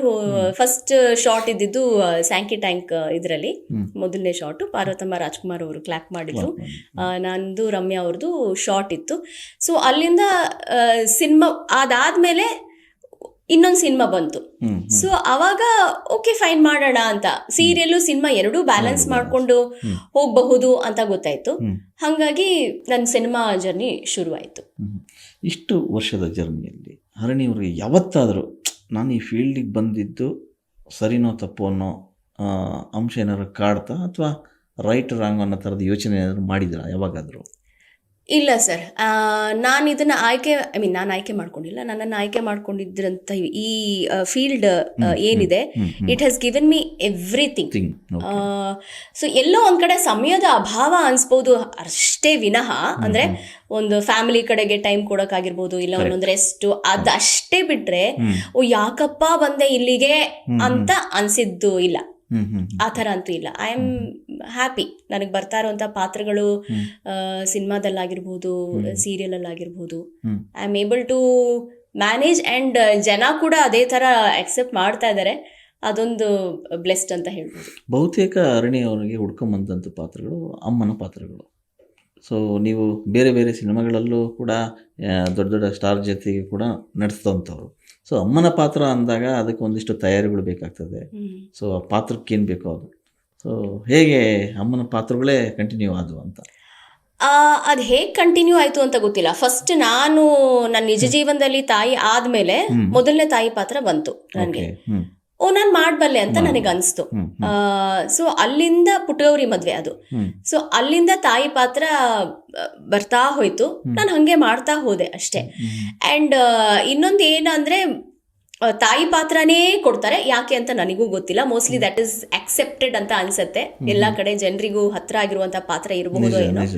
ಹಾಗಾಗಿ ತಾಯಿ ಪಾತ್ರನೇ ಹೆಚ್ಚಾಗಿ ನನಗೆ ಕೊಡ್ತಾರೆ. I am happy. ಬಟ್ ಹಾಗಂತ ಬೇರೆ ಪಾತ್ರ ಮಾಡಕ್ಕೆ ಇಷ್ಟ ಇಲ್ಲ ಅಂತ ಆಫ್ ಕೋರ್ಸ್ ಅದನ್ನು ಕೂಡ ಬ್ರ್ಯಾಂಡ್ ಮಾಡಿಬಿಡ್ತಾರೆ. ಯಾರೋ ಒಬ್ಬರಿಗೆ ಏನೋ ಪೊಲೀಸ್ ಆಫೀಸರ್ ಪಾತ್ರ ಅಂದ್ರೆ ಅದು ಕಂಟಿನ್ಯೂ ಆಗಿರುತ್ತೆ. ಹಾಗೆ ಅಮ್ಮ ಅಂದ ತಕ್ಷಣ ಅರಣಿ ನೆನಪಾಗ್ಬಿಡ್ತಾರೆ ಇಂಡಸ್ಟ್ರಿನಲ್ಲಿ. ಅದೊಂದು ಖುಷಿ ಇದೆ. ಎಸ್, ಅಮ್ಮ ಅನ್ನೋ ಸ್ಥಾನಕ್ಕೆ ನಾನು ನೆನಪಾಗ್ತೀನಲ್ಲ ಅನ್ನೋದೊಂದು ಖುಷಿ ಇದೆ. ಎಲ್ರಿಗೂ ತಾಯಿ ಆಗೋದಿದೆಯಲ್ಲ, ಅದು ದೊಡ್ಡ ವಿಷಯ. ಈ ಜರ್ನಿಯಲ್ಲಿ ತುಂಬ ನನಗೆ ಪಾಪ್ಯುಲಾರಿಟಿ ತಂದು ಕೊಟ್ಟಂಥ ಒಂದು ಪಾತ್ರ ಅಂದರೆ, ನನಗೆ ಆ ಪಾತ್ರದಿಂದ ಸರ್ ನನಗೆ ಬೇರೆಯೇ ನೆಕ್ಸ್ಟ್ ಲೆವೆಲ್ ನನಗೆ ಅವಕಾಶಗಳನ್ನು ಮೀನ್ಸ್ ಜನ ನನಗೆ ಗುರ್ಸೋಕ್ಕೆ ಶುರು ಮಾಡಿದ್ರು. ಪುಟ್ಟಗೌರಿ ಮದುವೆ ಸೀರಿಯಲ್. ಓಕೆ. ಅದರಲ್ಲಿ ತಾಯಿ ಪಾತ್ರ ತುಂಬ ಅದು ಹೆಂಗಿತ್ತು ಅಂದರೆ, ಒಂದು 80 ಎಪಿಸೋಡ್ಗೋ 150 ಎಪಿಸೋಡಿಗೋ ಏನೋ ಆ ಪಾತ್ರ ಎಂಡ್ ಆಗಬೇಕು ಅಂತಿತ್ತು. ಯಾಕಂದರೆ ಅದು ಹಿಂದಿ ರೀಮೇಕ್ ಆಗಿತ್ತು. ಬಟ್ ಅದರಲ್ಲಿ ಆ ಟ್ರ್ಯಾಕ್ ತುಂಬ ಚೆನ್ನಾಗಿ ಹೋಯ್ತು. ಆದ ಕಾರಣ ಸುಮಾರು 1000 ಎಪಿಸೋಡ್ವರೆಗೂ ನಮ್ಮ ಪಾತ್ರ ಬಂತು. ಆ ಪಾತ್ರ ಯಾವಾಗ ಸಾಯಬೇಕು ಅಂತಿತ್ತು ಅದಕ್ಕಿಂತ ಇನ್ನೂ ಹೆಚ್ಚಿನ ಕಾಲ ಆ ಪಾತ್ರ ಜೀವಿಸ್ತು. ಸತ್ ಮೇಲೂ ಕೂಡ ಹೆಂಗಿತ್ತು ಅಂದ್ರೆ, ನಾನು ಸತ್ತಿದ್ದು 1 ವಾರ ತೋರಿಸಿದ್ರು. ಆ ಪಾತ್ರ ಸತ್ತಿದ್ದನ್ನ 1 ವಾರ ಟಿವಿಲಿ ಬಂತು.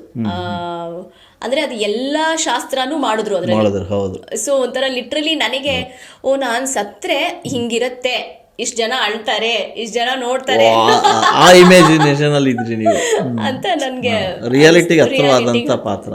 ಹಾಗಾಗಿ ಎಲ್ಲರೂ ಅದನ್ನ ಪಾತ್ರ ಇಷ್ಟಪಡ್ತಾರೆ. ಈ ಸಿನಿಮಾ ಅಂತ ಬಂದಾಗ ಸಿನಿಮಾದಲ್ಲೂ ಕೂಡ ಒಂದು ಕಾಡುವಂಥ ಪಾತ್ರ ಅಥವಾ ನೋಡುವಂಥ ಪಾತ್ರ ಇರುತ್ತೆ. ದಿ ಬೆಸ್ಟ್ ಪಾತ್ರ ಅನ್ನೋದಾದ್ರೆ ಸಿನಿಮಾ ವಿಚಾರಕ್ಕೆ ಬಂದರೆ, ಈಗ ಸೀರಿಯಲ್ನಲ್ಲಿ ಹೇಳಿದ್ರಿ ನನಗೆ ಅದು ಆ ಪಾತ್ರ ತುಂಬ ಪಾಪ್ಯುಲಾರಿಟಿ ಇದೆ ಅಂತ. ಸಿನಿಮಾ ಅಂತ ಬಂದಾಗಲೂ ಕೂಡ ಹಾಗೆ ಸಿನಿಮಾದಲ್ಲಿ ನನಗೆ ಓಕೆ, ಸಿನಿಮಾದಲ್ಲೂ ಕೂಡ ನಾನು ಪಾತ್ರಗಳನ್ನ ಮಾಡಿ ಇಲ್ಲೂ ಒಂದು ನೆಲೆ ಕಾಣಬಹುದು ಅಂತ ಅನಿಸಿದ್ದು ಭಜರಂಗಿ ಮಾಡಿದಾಗ ಶಿವಣ್ಣ ಅವರ ಜೊತೆ. ಹರ್ಷ ಈ ಒಂದು ಆಪರ್ಚುನಿಟಿ ಕೊಡಲಿಲ್ಲ ಅಂದಿದ್ರೆ ಪ್ರಾಯಶಃ ನಾನು ಸಿನಿಮಾದಲ್ಲಿ ಮುಂದುವರಿತಿದ್ನೋ ಇಲ್ವೋ ಗೊತ್ತಿಲ್ಲ. ಓಕೆ, ಸಿನಿಮಾನೂ ಹರಿಣಿ ಮಾಡಬಲ್ಲಳು ಅಂತ ಅನಿಸಿದ್ದು ಅಲ್ಲಿಂದ. ಅದಾದ್ಮೇಲಿಂದ ಸಾಕಷ್ಟು ಸಿನಿಮಾಗಳು ಬಂತು ಆ್ಯಂಡ್ ಒಳ್ಳೊಳ್ಳೆ ಪಾತ್ರಗಳು ಬಂತು. ಈಗ ತಾಯಿ ಅಂದರೆ ಒಂದೇ ಥರ ತಾಯಿ ಇರಲಿಲ್ಲ ನಾನು ಮಾಡಿರೋ ಇದರಲ್ಲೂ, ಬೇರೆ ಬೇರೆ ಶೇಡ್ಸ್ ಇತ್ತು. ಸೊ ಹಾಗಾಗಿ ಈಗ ಕೆರೆಬೆಟ್ಟೆ ಆಗಿರ್ಬೋದು, ದೂರದರ್ಶನ ಆಗಿರ್ಬೋದು, ಆ್ಯಂಡ್ ಶಾಕಾಹಾರಿ ಕಂಪ್ಲೀಟ್ಲಿ ಡಿಫ್ರೆಂಟ್ ಅದು ನಿಮ್ಮ ಕೆರಿಯರ್ನಲ್ಲೇ ಒಂದು ಡಿಫರೆನ್ಸ್. ಹೌದು. ಸೊ ಅದರಲ್ಲಿ ಮಾತಿಲ್ಲ ಅಂದ್ರೂ ಕೂಡ ಆ ಪಾತ್ರ ತುಂಬಾ ಮಾತಾಡ್ತು. ಸೊ ಆ ಥರದ್ರಲ್ಲಿ ಹೇಳ್ದಂಗೆ ಎಲ್ಲೋ ಒಂದು ತುಂಬಾ ಖುಷಿ ಅನ್ಸತ್ತೆ. ಬೇರೆ ಬೇರೆ ರೀತಿಯಾದಂಥ ಪಾತ್ರ ಬಂತು. ದೋ ತಾಯಿ ಪಾತ್ರ ಆದ್ರೂ ಕೂಡ ಬೇರೆ ಬೇರೆ ಶೇಡ್ಸ್ ಇತ್ತು. ಶೇಡ್ಸ್ ಇತ್ತದ್ರಲ್ಲಿ. ಎಸ್ ಮೇಡಮ್, ಈಗ ಒಂದು ಇದರಲ್ಲಿ ಕೆಲಸ ಮಾಡುವಾಗ, ಒಂದು ಫೀಲ್ಡಲ್ಲಿ ಕೆಲಸ ಮಾಡುವಾಗ ಒಂದಷ್ಟು ಇಷ್ಟದ ವ್ಯಕ್ತಿಗಳು ಅವರೇ ಇರ್ತಾರೆ. ಸೊ ಹರಿಣಿ ಅವರಿಗೆ ಕಿರುತೆರೆಯಲ್ಲಿ ಮಾಡುವಾಗ ಯಾರು ಒಳ್ಳೆಯ ನಿರ್ದೇಶಕ ಅಂತ ಕಾಣಿಸ್ಕೊಂಡ್ರು? ಅಂದರೆ ಇಲ್ಲಿ ಅಮ್ಮನಿಗೆ ಮಕ್ಕಳು ಯಾರಿಷ್ಟ ಅಂತ ಕೇಳೋಂಗಾಯ್ತು. ಸೊ ಅದರಲ್ಲೂ ದಿ ಬೆಸ್ಟ್ ಅಂದರೆ ನನ್ನ ಕಂಫರ್ಟ್ ಝೋನಲ್ಲಿ ಕೆಲಸ ಮಾಡೋದು ಅಂದರೆ ಈಗ ಪಾತ್ರಕ್ಕೆ ತುಂಬ ಹೆಸರು ತಂದುಕೊಟ್ಟಂತಹ ಪಾತ್ರಗಳಲ್ಲಿ ನನಗೆ TN ಸೀತಾರಾಮ್ ಅವರ ಮಿಂಚು ಕಾತ್ಯಾಯಿನಿ, ಪುಟ್ಟಗೌರಿ ರಾಮ್ಜಿ ಅವರ ಇದು ಭಾಗ್ಯ, ಮಿಥುನ ರಾಶಿಯ ಗಿರಿಜಾ ವಿನೋದ್ ದೊಂಡಾಣೆ ಅವರ ನಿರ್ದೇಶನ, ಅದು ತುಂಬ ಒಂಥರ ತುಂಬ ಕಂಫರ್ಟ್ ಅಂತ ಅನಿಸ್ತು ನನಗೆ. ತುಂಬ ಹತ್ತಿರ, ನಾನೆಲ್ಲೋ ಏನೋ ಕೆಲಸ ಮಾಡ್ತಾ ಇದ್ದೀನಿ ಅಂತ ನನಗೆ ಅನಿಸ್ತಾ ಇರಲಿಲ್ಲ. ಆ್ಯಂಡ್ ಆಫ್ಕೋರ್ಸ್ ಪುಟ್ಟಗೌರಿ ಮದುವೆ ಮಾಡಬೇಕಾದ್ರೆ ನನಗೆ ಇನ್ನೊಂದು ತುಂಬ ಕಂಫರ್ಟ್ ಝೋನ್ ಇತ್ತಿದ್ದು ಅಂದರೆ ನನ್ನ ಜೊತೆ ಪೇರಾಗಿ ಮಾಡಿದ್ದು ಗೋಪಾಲ್ ಕೃಷ್ಣ ದೇಶಪಾಂಡೆ ಅವರು. ಸೊ ಹಾಗಾಗಿ ನನ್ನ ಅವರ ರ್ಯಾಪೋ ತುಂಬ ಚೆನ್ನಾಗಿತ್ತು, ತುಂಬ ಚೆನ್ನಾಗಿತ್ತು. ವರ್ಷಾನ್ಗಟ್ಲೆ ಮಾಡಿದ್ಮೇಲೆ ತುಂಬ ಖುಷಿ ಅನಿಸ್ತು. ಅಂದರೆ ಎಲ್ಲೋ ಒಂದು ಕಡೆ ನನಗೆ ಸ್ವಲ್ಪ ಸಾಕು ಅಂದಾಗ ಅವ್ರು ನನಗೆ ರೀಡಿಂಗ್ ಕೊಡೋರು, ನನ್ನ ಡೈಲಾಗ್ಸೂ ಅವರೇ ಓದ್ಕೊಳ್ಳೋದು, ಹೇಳೋರು, ಆ ಥರದ್ದೆಲ್ಲ. ಸೊ ಚೆನ್ನಾಗಿತ್ತು. ಆಫ್ಕೋರ್ಸ್ ಎಲ್ಲ ನಿರ್ದೇಶಕರು will be very good. Okay, ಸೀರಿಯಲ್ಗಿಂತ ನೀವು ಸಿನಿಮಾನೇ ಜಾಸ್ತಿ ಮಾಡಿದ್ದು ಬಹುಶಃ. ಹೌದು, ಇದರಲ್ಲಿ ಒಂದು 15-20 ಸೀರಿಯಲ್ ಮಾಡಿದ್ರೆ ಒಂದು 50-60 ಸಿನಿಮಾಗಳೇ ಆಗಿದೆ. ಸೊ ಸಿನಿಮಾ ಬಗ್ಗೆ ಮಾತಾಡೋದಾದ್ರೆ the best artist, the best director ನೀವು ಕಂಡಂತೆ? ಅದು ಹಿಂಗೆ ಕಷ್ಟ ಅಲ್ಲ ಅದು ಹೇಳೋದು. ಅಂದರೆ ಪ್ರತಿಯೊಂದು ಪಾತ್ರನೂ ಬೇರೆ ಬೇರೆ ಥರ ಇರೋದ್ರಿಂದ ಅದರ ಟ್ರೀಟ್ಮೆಂಟ್ ಕೂಡ ಬೇರೆ ಬೇರೆ ಥರನೇ ಇರುತ್ತೆ. ಸೊ ಹಾಗಾಗಿ ಪ್ರತಿಯೊಂದು ನಿರ್ದೇಶಕರು ಕೂಡ ಇಂಪಾರ್ಟೆಂಟ್ ಆಗ್ತಾ ಹೋಗ್ತಾರೆ. ಆ್ಯಂಡ್ ಅದರಲ್ಲಿ ಏನೋ ಒಂದು ಒಂಥರ ಹೆಸರು ಬಂದಿದೆ ಅಂದರೆ ಅಫ್ಕೋರ್ಸ್ ಅದ್ರ ಕ್ರೆಡಿಟ್ಟು ನಿರ್ದೇಶಕರಿಗೆ, ಮೇಕರ್ಸಿಗೆ ಹೋಗಬೇಕಾಗುತ್ತೆ. ಸೊ ಹಾಗಾಗಿ all of them are so good. Especially ಇವಾಗ ಬರ್ತಾ ಇರುವಂತಹ ಎಲ್ಲ ನಿರ್ದೇಶಕರು ಕೂಡ ತುಂಬ ಚೆನ್ನಾಗಿ, ಸಂದೀಪ್ ಸುಂಕದಾಗಿರ್ಬೋದು, ಗುರು ಅವರಾಗಿರ್ಬೋದು ಕೆರೆಬೇಟೆ, ಆಮೇಲೆ ನಮ್ಮ ದೂರದರ್ಶನ ಸುಕೇಶ್ ಶೆಟ್ಟಿ ಅವರಾಗಿರ್ಬೋದು, ರೋಹಿತ್ ಪದ್ಕೆ ಅವರಾಗಿರ್ಬೋದು. ಸೊ ಬಹುತೇಕ ಅರಣ್ಯವ್ರನ್ನ ನಾನು ಗಮನಿಸ್ದಂಗೆ ಸಿನಿಮಾದಲ್ಲಿ ಕಂಟೆಂಟ್ ಓರಿಯೆಂಟೆಡ್ ಸಿನಿಮಾಗಳಲ್ಲೇ ನೀವು ಕಾಣಿಸ್ಕೊಳ್ತಾ ಇರ್ತೀವಿ. ಸೊ ಅಲ್ಲಿ ಆಯ್ಕೆ ನಿಮ್ಮದೇ ಆಗಿರುತ್ತಾ ಅಥವಾ? ನಾನು ಒಂದು ಪಾತ್ರ ಬಂದಾಗ ನಾನು ನೋಡೋದು ಇಷ್ಟೇ ಸರ್, ಆಯ್ಕೆ ಅನ್ನೋದಕ್ಕಿಂತ ಆ ಪಾತ್ರ ಆ ಕಥೆಗೆ ಏನ್ ಮಾಡತ್ತೆ, ಆ ಪಾತ್ರದಿಂದ ಕಥೆ ನಾನು ಸೂಕ್ತನ, ನಾನು ಸೂಕ್ತನ, ನಾನು ಅನ್ನೋದಕ್ಕಿಂತ ಆ ಪಾತ್ರ ವ್ಯಾಲ್ಯೂ ಆಡ್ ಮಾಡತ್ತಾ ಆ ಕಥೆಗೆ, ಕಾಂಟೆಂಟಿಗೆ, ಇಸ್ ಇಟ್ ಆಡಿಂಗ್ ವ್ಯಾಲ್ಯೂ? ಹಂಗಿದ್ರೆ ಆ ಪಾತ್ರ ಏನೋ ಮಾಡ್ತಿದೆ ಅಂತ ಅರ್ಥ. ಅದ್ ಬಿಟ್ಟು ನೀವು ಇವ್ರ ತಾಯಿ, ಇವ್ರ ಹೆಂಡತಿ ಅನ್ನೋದಕ್ಕಿಂತ ಓಕೆ ಇವ್ರ ತಾಯಿ, ಇವ್ರ ಹೆಂಡತಿ ಸರಿ, ಈ ತಾಯಿ ಹೆಂಡತಿ ಅಲ್ಲಿ ಏನ್ ಮಾಡ್ತಾರೆ ಅದು ಇಂಪಾರ್ಟೆಂಟ್ ಆಗತ್ತೆ ನನಗೆ. ಈಗ ಶಾಕಾಹಾರಿಲಿ ಮಾತೇ ಇರ್ಲಿಲ್ಲ, ಬಟ್ ಆ ಪಾತ್ರ ಏನ್ ಮಾಡ್ತು, ತುಂಬಾ ವ್ಯಾಲ್ಯೂ ಆ್ಯಡ್ ಮಾಡ್ತು ಕಥೆಗೆ, ಅದೇ ಒಂದು ಟ್ರ್ಯಾಕ್ ಇತ್ತು. ಸೊ ನನಗೇನಾಗತ್ತೆ ಅಥವಾ ನಾನೇನು ಮಾಡ್ತೀನಿ ಅನ್ನೋದಕ್ಕಿಂತ ಪಾತ್ರ ಅಲ್ಲಿ ಎಷ್ಟು ವ್ಯಾಲ್ಯೂ ಆ್ಯಡ್ ಮಾಡುತ್ತೆ ಅನ್ನೋದು ನನಗೆ ತುಂಬ ಇಂಪಾರ್ಟೆಂಟ್ ಆಗುತ್ತೆ. ಓಕೆ, ಸಹಜವಾಗಿ ಒಂದು ಮಾತು ಕೇಳಿ ಬರ್ತಾ ಇರುತ್ತೆ, ಏನು ಅಂತಂದರೆ ಒಬ್ಬ ಯಶಸ್ವಿ ಗಂಡನ ಹಿಂದೆ ಹೆಂಡತಿ ಇರ್ತಾಳೆ ಅಥವಾ ಹೆಣ್ಣಿರ್ತಾಳೆ. ಆದರೆ ಇಲ್ಲಿ ಹರಿಣಿಯವರ ಯಶಸ್ವಿ ಹಿಂದೆ ಅಮ್ಮ ಇದ್ದಾರೆ, ಹಸ್ಬೆಂಡು ಇದ್ದಾರೆ. ಸೊ ಇಬ್ಬರ ಪಾತ್ರ ಮಹತ್ವವಾದದ್ದು, ತುಂಬಾನೇ ಮಹತ್ವವಾದದ್ದು. ಏನಂದ್ರೆ ಈಗ ಒಂದು ತಾಯಿ ಸ್ಥಾನನ ತುಂಬೋಷ್ಟು ಎಷ್ಟು ಲಕ್ಕಿ ನಾನು ಅಂದ್ರೆ ನಮ್ಮ ತಾಯಿ ಸ್ಥಾನನ ನನ್ನ ಗಂಡ ತುಂಬಿದ್ದಾರೆ. ಸೊ ಅಷ್ಟು ಲಕ್ಕಿ ಇನ್ಯಾರಾಗೋಕ್ ಸಾಧ್ಯ ಅಂತ. So that is I am totally blessed ಆ ಥರದ್ರಲ್ಲಿ. ಏನೋ ಒಂದು ಬೇಕು ಅಂದ್ರೂ, ಒಂದು ಎಮೋಷ್ನಲಿ ಬೇಕು ಅಂತ ಆಗಿರ್ಬೋದು, ಏನೋ ಒಂದು ಹೇಳ್ಕೊಳಕ್ಕೆ ಅಂತ ಆಗಿರ್ಬೋದು, ನಮ್ಮ ಅಮ್ಮಂಗೆ ಹೆಂಗೆ ಕಾಲ್ ಮಾಡ್ತಿದ್ನೋ ಈಗ ಫಸ್ಟ್ ಕಾಲ್ ಮಾಡೋದು ನನ್ನ ಗಂಡಂಗೆ. ಅಂದ್ರೆ ಅವರು ಆ ಸ್ಥಾನನ ಕಂಪ್ಲೀಟ್ ಆಗಿ ತುಂಬಿದ್ದಾರೆ. ಕಂಪ್ಲೀಟ್ ಅಂದ್ರೆ ಯಾವುದೇ ಥರ ಇರ್ಬೋದು, ನನಗೆ ಸಪೋರ್ಟ್ ಮಾಡೋದು, ಮನೇಲಿ ಸಪೋರ್ಟ್ ಮಾಡೋದಾಗಿರ್ಬೋದು, ಆಚೆ ಕಡೆ ಸಪೋರ್ಟ್ ಮಾಡೋದಾಗಿರ್ಬೋದು, ಯಾವುದೇ ರೀತಿ ಆಗಿದ್ರು ಕೂಡ ಹಿ ಹ್ಯಾಸ್ ಕಂಪ್ಲೀಟ್ಲಿ ಆ ಸ್ಥಾನನ ತುಂಬಿಟ್ಟಿದ್ದಾರೆ. ಎಸ್ ಸರ್ ಬಗ್ಗೆ ಒಂದಿಷ್ಟು ನಮ್ಮ ಆಡಿಯನ್ಸ್ಗೂ ಗೊತ್ತಾಗಬೇಕು, ಏನು ಮಾಡ್ತಾ ಇದ್ದಾರೆ, ಏನು? ಅವರು ಆಂಟ್ರಪ್ರೋನರ್, ಫಸ್ಟಿಂದನೂ ಅವ್ರದ್ದೇ ಒಂದು ಕಾನ್ಸೆಪ್ಟ್ ಇಟ್ಕೊಂಡು ಅದನ್ನೇ ಮಾಡ್ತಾ ಬಂದವರು. ಈಗ ಇನ್ನೊಂದು ಹಾಸ್ಪಿಟಾಲಿಟಿ ಇಂಡಸ್ಟ್ರಿಗೆ ಅವ್ರನ್ನ ತಗೊಂಡಿದ್ದಾರೆ. So he is working on that, ಅಂದರೆ ಎಂಡ್ ಟು ಎಂಡ್ ಎಕ್ಸಿಕ್ಯೂಷನ್ ಮಾಡೋ ಥರ ಒಂದು ಹಾಸ್ಪಿಟಾಲಿಟಿ ಇಂಡಸ್ಟ್ರಿಗೆ ಒಂದು ಏನೋ ಒಂದು ಆಗಬೇಕಾಗಿದೆ. ಸೊ ಅಲ್ಲಿ ಕೆಲಸ ಮಾಡ್ತಾ ಇದ್ದಾರೆ ಈಗ. ಇಲ್ಲೇ ಬೆಂಗಳೂರು? ಇಲ್ಲ, ಬೇರೆ ಊರಲ್ಲಿದ್ದಾರೆ. ಬೇರೆ ಊರಲ್ಲಿ. ಸೊ ಓಡಾಡ್ಕೊಂಡು Bengaluru. Of course I miss him lot. And yes ಇದಕ್ಕೆ ಏನು ಆ ಪರಿಸ್ಥಿತಿಗೆ ಹೋಗೋದಕ್ಕೆ ಕಾರಣ ಆದಂತಹ ಪ್ರತಿಯೊಬ್ಬರನ್ನು ನಾನು ನೆನೆಸ್ಕೊಳ್ಳೇಬೇಕು, ಥ್ಯಾಂಕ್ಸ್ ಹೇಳಲೇಬೇಕು. ಯಾಕೆಂದ್ರೆ ಆ ಪರಿಸ್ಥಿತಿಗೆ ನಾವು ಹೋಗ್ಲಿಲ್ಲ ಅಂದ್ರೆ ನಮ್ಮ ಸ್ಟ್ರೆಂತ್ ಏನು, ನಾವು ಎಷ್ಟರ ಮಟ್ಟಿಗೆ ನಮ್ಮನ್ನು ನಾವು ಎಕ್ಸ್ಪ್ಲೋರ್ ಮಾಡ್ಕೋಬಲ್ಲರು, ಅಂದ್ರೆ ಒಂದು ಫ್ಯಾಮಿಲಿಯಾಗಿ ನಾವು ಎಷ್ಟು ಏನು ಸ್ಟ್ರೆಂತ್ ಇದೆ ನಮ್ಮಲ್ಲಿ ಅಂತ ಗೊತ್ತಾಗಕ್ಕೆ ಆ ಒಂದು ಸಿಚುವೇಶನ್ ಪರಿಸ್ಥಿತಿ ಕಾರಣ ಆಯಿತು. ಆ ಪರಿಸ್ಥಿತಿಗೆ ಕಾರಣರಾದಂತಹ ಪ್ರತಿಯೊಬ್ಬರಿಗೂ ನಾನು ಥ್ಯಾಂಕ್ಸ್ ಹೇಳೋದಕ್ಕೆ ಇಷ್ಟಪಡ್ತೀನಿ. ಅವರಿಗೆ ಮತ್ತೆ ಅವ್ರಿಗೆ ಸಪೋರ್ಟ್ ಮಾಡಿದಂತಹ ಪ್ರತಿಯೊಬ್ಬರಿಗೂ ಕೂಡ ಥ್ಯಾಂಕ್ಸ್ ಅಂತ ಹೇಳಲೇಬೇಕು. ಯಾಕಂದ್ರೆ ಅದು ಆಗಿದ್ರಿಂದನೇ ನಮ್ಮ ಸ್ಟ್ರೆಂತ್ ಏನು ಅಂತ ನಮ್ಗೆ ಗೊತ್ತಾಯ್ತು. ನಮ್ಮ ಸ್ಟ್ರೆಂತ್ ಏನು ಅಂತ ನಮ್ಮ ಸ್ಟ್ರೆಂತ್ ಏನು ಅಂತ ಗೊತ್ತಾಯ್ತು. ಅಂಡ್ ನಾವು ಯಾವುದೇ ಸಿಚುವೇಶನ್ಗೆ ಹಾಕಿದ್ರು ಎಸ್ ಫ್ಯಾಮಿಲಿ, ಹೆಲ್ತ್, ದೇವರು ಸರ್, ಈ ಮೂರು ಇದ್ರೆ ಮಾತ್ರ ಏನು ಬೇಕಾದ್ರೂ ಜಯಿಸ್ಬೋದು ಅಲ್ವಾ? ಎಸ್. ಓಕೆ.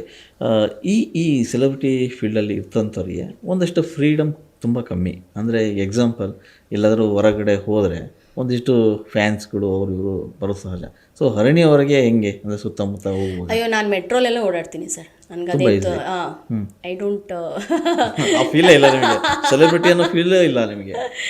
ಸೊ ಹಂಗೇನಾದ್ರು ತುಂಬ ಜನ ಇರೋ ಜಾಗ ಇತ್ತು ಅಂದರೆ ಆಫ್ಕೋರ್ಸ್ ಬರ್ತಾರೆ, ಮಾತಾಡಿಸ್ತಾರೆ, ಫೋಟೋ ಕೇಳ್ತಾರೆ, ಮಾಮೂಲಿ ಅದು, ಅದೇನು ತೊಂದರೆ ಆಗಲಾರ್ದು. ಓಕೆ.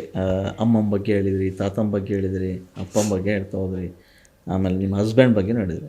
ಈಗ ಮಗನ ವಿಚಾರಕ್ಕೆ ಬರೋಣ. ಮಗ ಏನು ಮಾಡ್ತಾ ಇದ್ದಾನೆ, ಅವನ ಆಂಬಿಷನ್ ಏನಿದೆ? ಅವನು ಕೂಡ ನಿಮ್ಮ ಥರ ಏನಾದ್ರು ಆಸಕ್ತಿ ಇದೆಯಾ? ಅವನು ಈಗ ಸೆಕೆಂಡ್ PUC ಓದ್ತಾ ಇದ್ದಾನೆ, ಕಾಮರ್ಸ್ ತೊಗೊಂಡಿದ್ದಾನೆ. ಬಟ್ ಅವನ ಆಂಬಿಷನ್ ಏನು ಅಂದರೆ ಮ್ಯೂಸಿಕಲ್ಲಿ ಇರಬೇಕು ಅಂತ. ಅವನು is an upcoming music composer. Music composer. ಅವನಿಗೆ ಮ್ಯೂಸಿಕ್ ಮಾಡಬೇಕು, ಇದರಲ್ಲೇ ಇರಬೇಕು ಅನ್ನುವಂಥ ತುಂಬ ಏನು ಫೋಕಸ್ಡ್ ಗೋಲ್ ಇಟ್ಕೊಂಡಿದ್ದಾನೆ ಅವನು. PUC second PUC. Okay. Already ಅವನಿಗೆ ತುಂಬ ಮುಂಚೆಯಿಂದನೇ ನಾನು ಇದನ್ನೇ ಮಾಡಬೇಕು ಅಂತ ಅವನಿಗೆ ಇತ್ತು. ಸೊ ಈಗ ರೀಸೆಂಟ್ ಆಗಿ ಒಂದು ಸಾಂಗ್ ರಿಲೀಸ್ ಆಯ್ತು, ವರ ಅಂತ. ತುಂಬಾ ಚೆನ್ನಾಗಿ ಒಳ್ಳೆ ರಿವ್ಯೂಸ್ ಬಂತು. ಈಗ ನೆಕ್ಸ್ಟ್ ಕಾಂಪೋಸಿಷನ್ ಕೂಡ ರೆಡಿ ಇಟ್ಕೊಂಡಿದ್ದಾನೆ. ಅದು ಇನ್ನೇನು ಅದರದ್ದು ರೆಕಾರ್ಡಿಂಗ್ ಆಗ್ಬೇಕಾಗತ್ತೆ. ಸೊ ಅವನಿಗೆ ಇದರಲ್ಲೇ ಮುಂದುವರಿಬೇಕು ಅನ್ನೋ ಆಸೆ ಇದೆ. ನೋಡೋಣ, ದೇವರು, ಜನರು, ನಮ್ಮ ಇಂಡಸ್ಟ್ರಿ ಅವನ ಕೈ ಹಿಡಿದು ಮುಂದೆ ನಡ್ಸ್ಕೊಂಡು ಹೋಗ್ಬೇಕು. ಓಕೆ. ಯೂಶಲಿ ಹರಣಿ ಅವರು ಸಿನಿಮಾ ಕಿರುತ್ತಾರೆ ಈ ರೀತಿಯಾಗಿ ಬ್ಯುಸಿಯಾಗಿರ್ತಾರೆ ಸದಾ. ಸೊ ಯಾಕಂದರೆ ನಮ್ಮ ಇಂಟರ್ವ್ಯೂಗೆ ನಿಮಗೆ 3 ತಿಂಗಳು ನಾನು ಸೊ ಅಷ್ಟು ಬ್ಯುಸಿ. ಫ್ರೀ ಇದ್ದಾಗ ಹರಣಿ ಅವರು ಏನು ಮಾಡ್ತಾರೆ? ಸಂಗೀತ ಏನೋ ಕೇಳ್ತೀನಿ ಅಂತ ಹೇಳ್ತಿದ್ದೀರಿ, ಹಾಡು ಕೇಳ್ತೀರಾ? ಹಾಡೋದಿಲ್ಲ, ಹಾಡು ಕೇಳ್ತೀನಿ ಅಂತ. ಅದು ಬಿಟ್ಟರೆ ಪುಸ್ತಕ ಇತ್ಯಾದಿ ಓದ್ತೀರಿ. ಸೊ ಇನ್ನೂ ಏನು ಮಾಡ್ಬೋದು? ನನಗೆ ಮನೇಲಿದ್ರೆ ನಾನು ಕಂಪ್ಲೀಟ್ಲಿ ಒಂಥರ ಫ್ಯಾಮಿಲಿಗೆ attached. Okay. Totally full family time ಅವಾಗ?